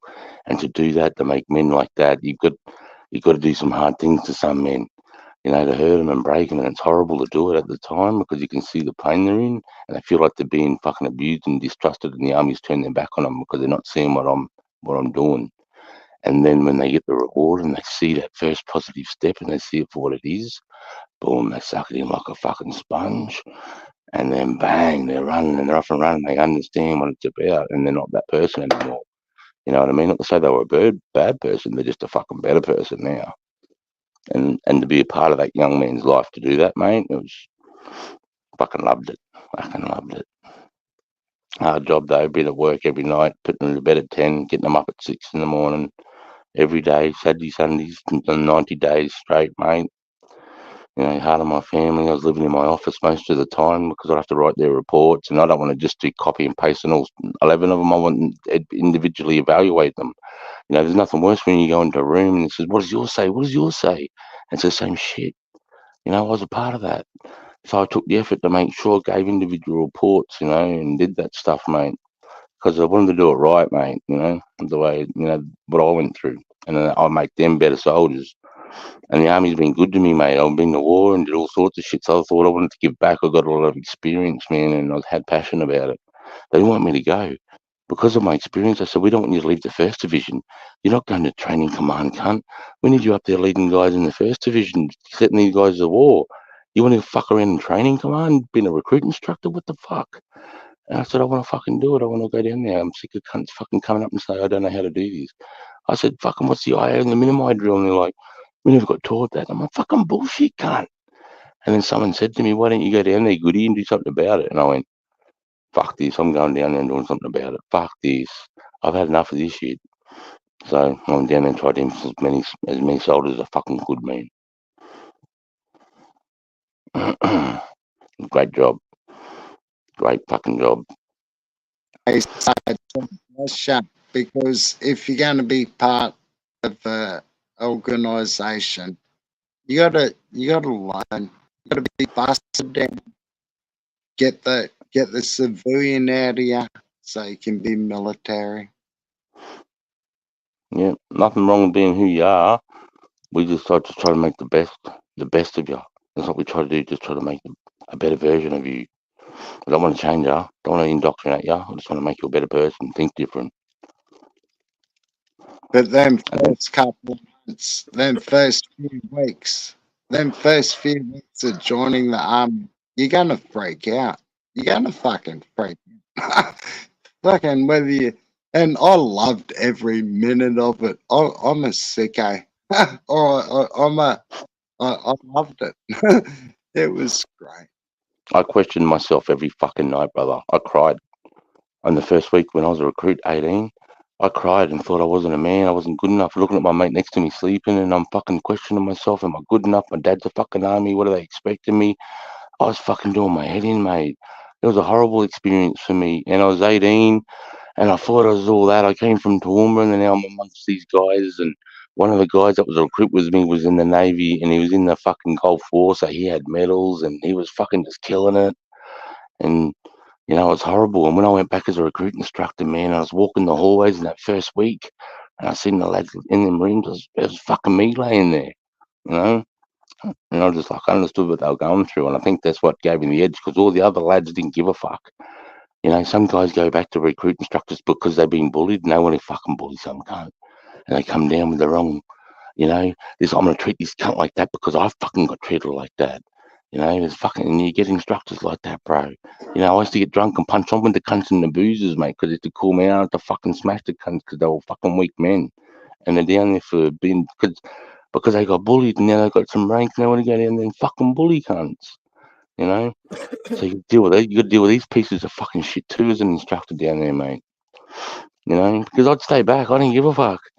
If one of my boys was lacking, I'd take 5 hours off. If I had 5 hours off on Saturday afternoon because I didn't have to be there because the other boys were giving a lesson, I could run home and spend some time with the kids. I'd grab a lad and bring him to the side and make sure he's up to speed. And then he walked away and he felt like he was at the same level as his peers, mate.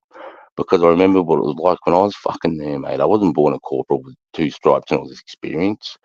I was that scared little kid, mate, fucking crying in me fucking pillow, you know? So I could relate to that. And I knew what those guys needed to hear when they're laying there, you know? And at 10 o'clock and the lights go out, you're not allowed to make a fucking sound your first night, boom. It's pitch black. You don't know the guys in your room. You're just all fucking laying there, and you get some cunt just fucking in your face, aggressive, yelling, and showing you that you're fucking nothing. You're nobody in this world. You're insignificant. You don't know fucking anything. I don't give a fuck if you're 37 and you've done all this, cunt. You become a soldier. You don't know what a fucking soldier is. You're getting all this straight away in your fucking head, you know. So, and when you're laying there, you're like, what the fuck is this shit? And it's that shock treatment. But then when I'm walking down as I'm leaving at 11 o'clock and I know they're all laying there, I'll go, everybody's feeling the same way. You're looking at the roof right now going, what the fuck am I here for? What have I done? This is not what they told me at recruiting. And I'd say that as I'm walking down the hallway really loud going, you're laying there questioning yourself. Every man that's come before you's done that. Every man that will come after you will do that.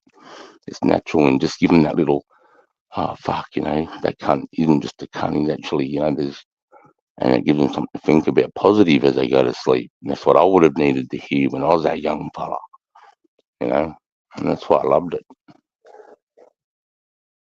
It's an awesome job, man.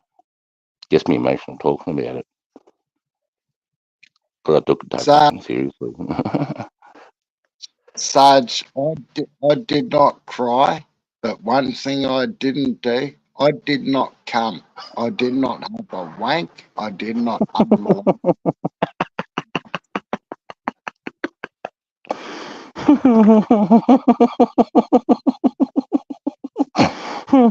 Oh, fucking Spud, I love you, bro.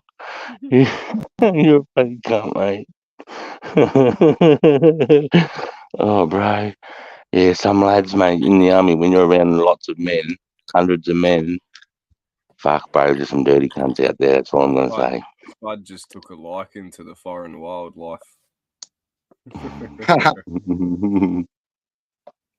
get your rocks off somehow, mate. Julian, I enjoyed every minute of it from getting broken down to a clean canvas, to doing force marches, mate, and to hitting the range. Fucking loved it. Every minute of it. But I had a dream killer called a girlfriend. Had a girlfriend, fucked it up, and I wanted to do other shit because I didn't get a promotion because I've run over some cunt in uniform. It's all right, Spud. You don't have to go into that, brother.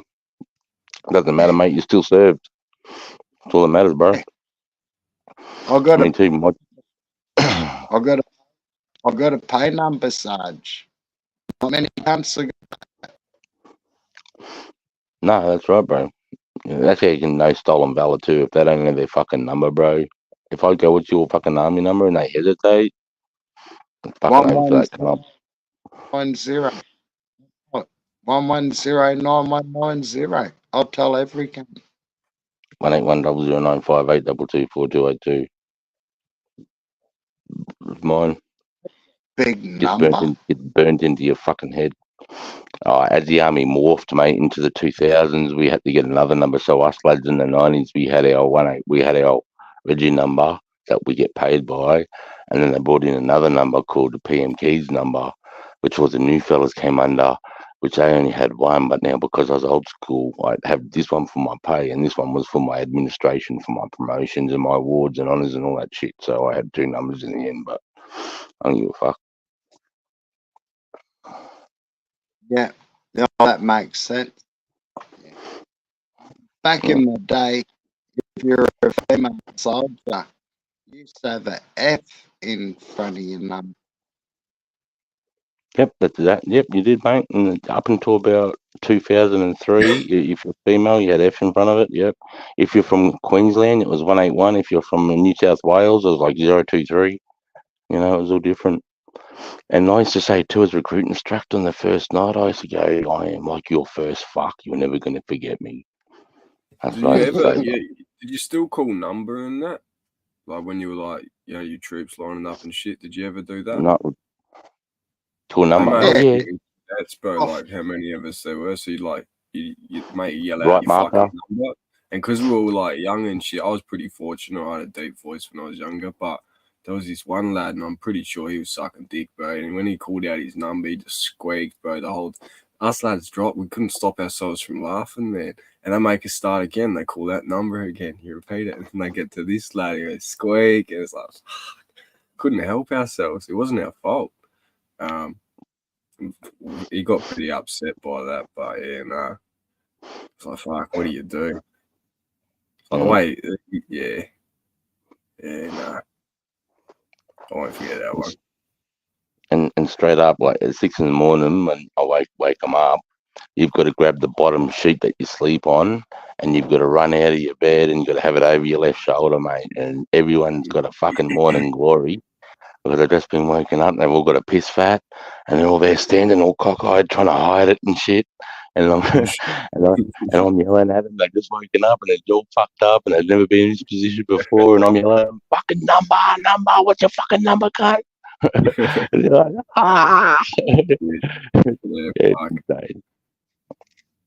Yeah, man. It was a good lifestyle though for a young man like me. I was 12 when I first got into Army Cadets, and I followed through with it up until I was 14, 15, I reckon. Then I left out of it. But yeah, it was really good, the sense of community you get with like all your mates and shit, and they're all from your local area too. So outside of cadets, you got to interact with people, go to parties and shit, get on the piss, have fun. Yeah, nothing quite like it. I'd encourage anyone to give it a crack. But if you're over 18, you're not going to get to do Army Cadets. Like they won't take you. So nah, 18 just join the you have to fucking go army. do the real. You got to go do the real thing. You know, and like Chris has said before, it's only 4 years you got to serve. Then you're classed as a veteran. That's all you have to serve. That's it. 4 years of your time. You don't have to do infantry. You know what I mean? That could be a bit daunting for some people hearing Chris's stories. You can do. When I was younger, that's what I wanted to do. And my old lady, she hated that idea. Whatever job you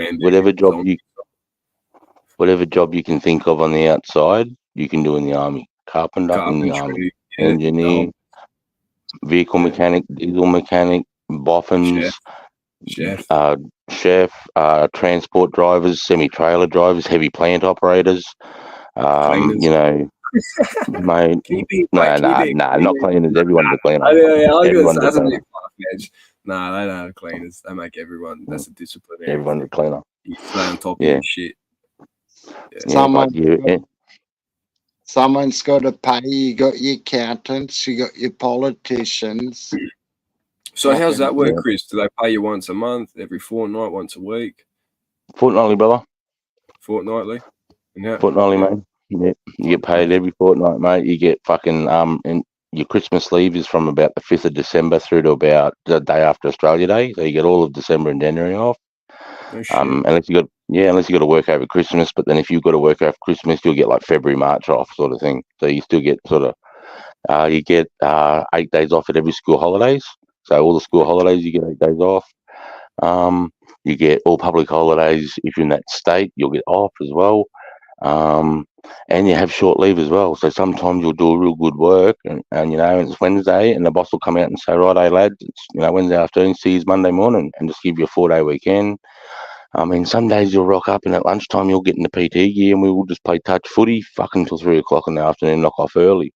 Or they might say, righto, you know, righto boys, at lunchtime we'll meet you at the beach, or South Bank in Brisbane, and you know, we'll go and hang out and have a swim at South Bank together, and we'll sort of fucking have an early knock off from there, you know. Or we might do PT. We might go into the city in a bus and jump out and do the fucking city circuit, a 10K run through the city.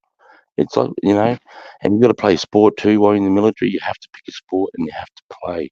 But it can be triathlon training, weightlifting, squash, rugby league, AFL, cricket, baseball, netball, fucking tug of war, professional tug of war, mate. 10-pin bowling, golf. 10-pin bowling, that's cool. Fucking yeah, bro. They have a whole fucking competition in the whole league. You know, and you got boozers and gyms. You got gyms everywhere, best equipment in the world. Like you have the AFL teams and the rugby league teams coming onto the base and inaugurate using our gyms because they're so fucking technical and it's all free. You know, top quality food. You know, the boozers. You got every unit has their own pub, so beers are $1.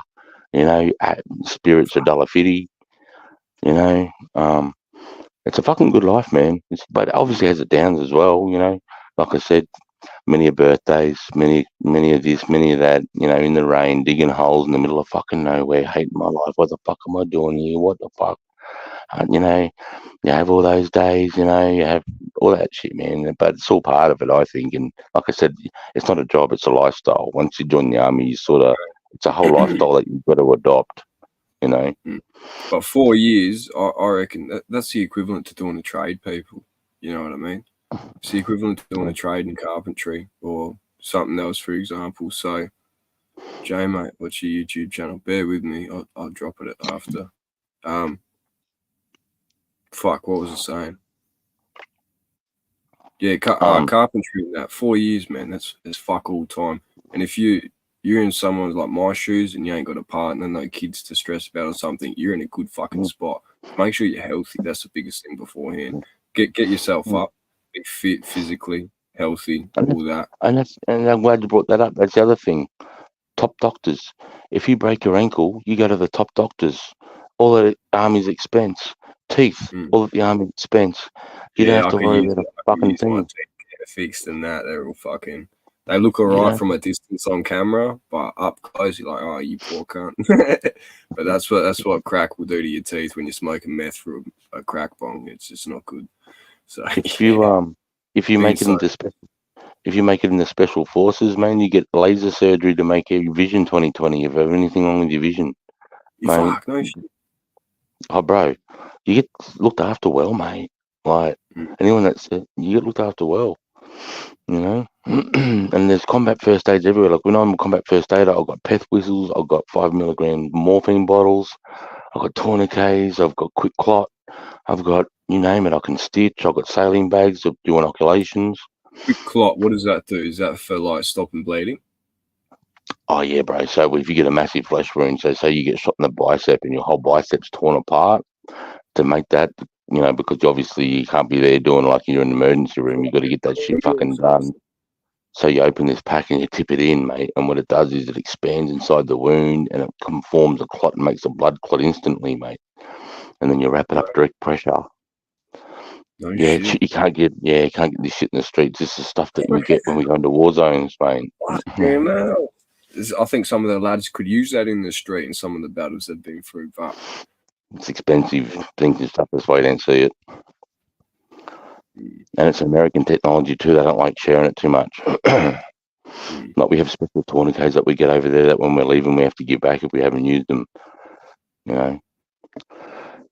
And you got to carry your tourniquet. Everyone carries their tourniquet in the same spot. And before you get in Afghan, you got to prove that you can do a tourniquet on all your limbs with your master hand.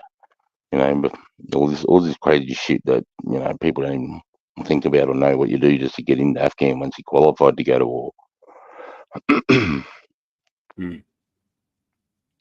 But what is good too, Sarge, you can utilise that in civil life.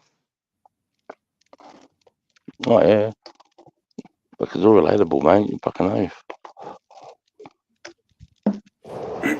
And it's a government job. So if you get out and you get a job with the council, all your long service and all that stuff all counts in any government department.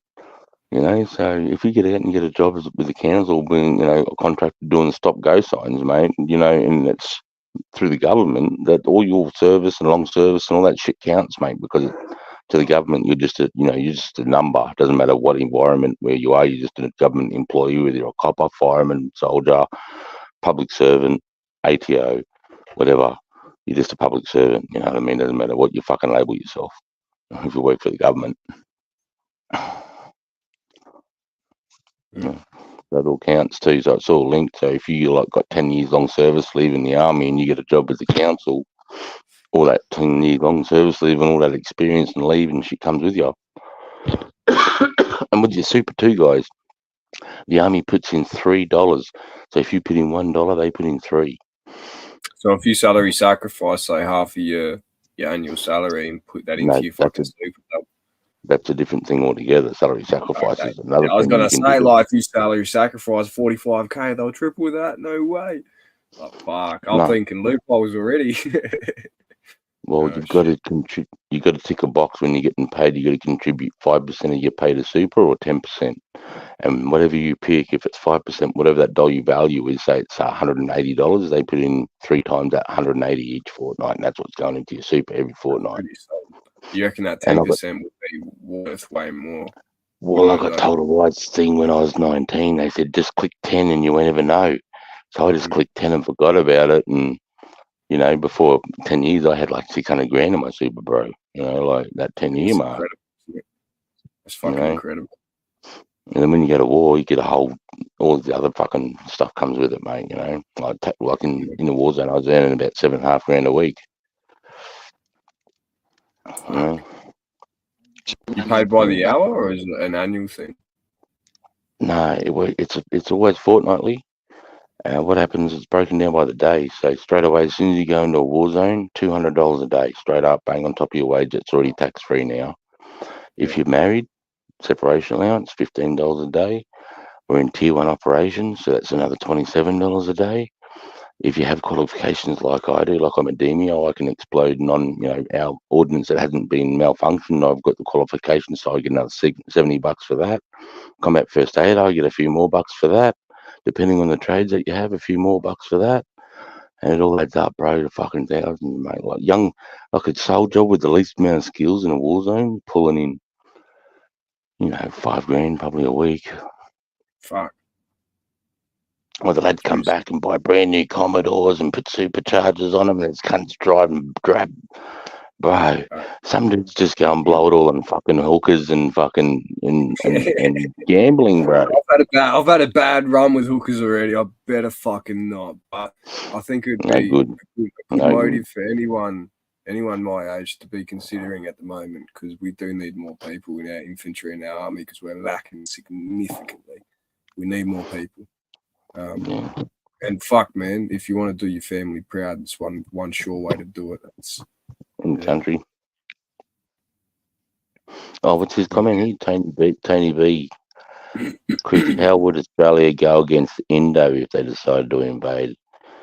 Well, if it was 1-on-1, mate, it would be a struggle for us because they've got numbers and they've got tanks and they've been training.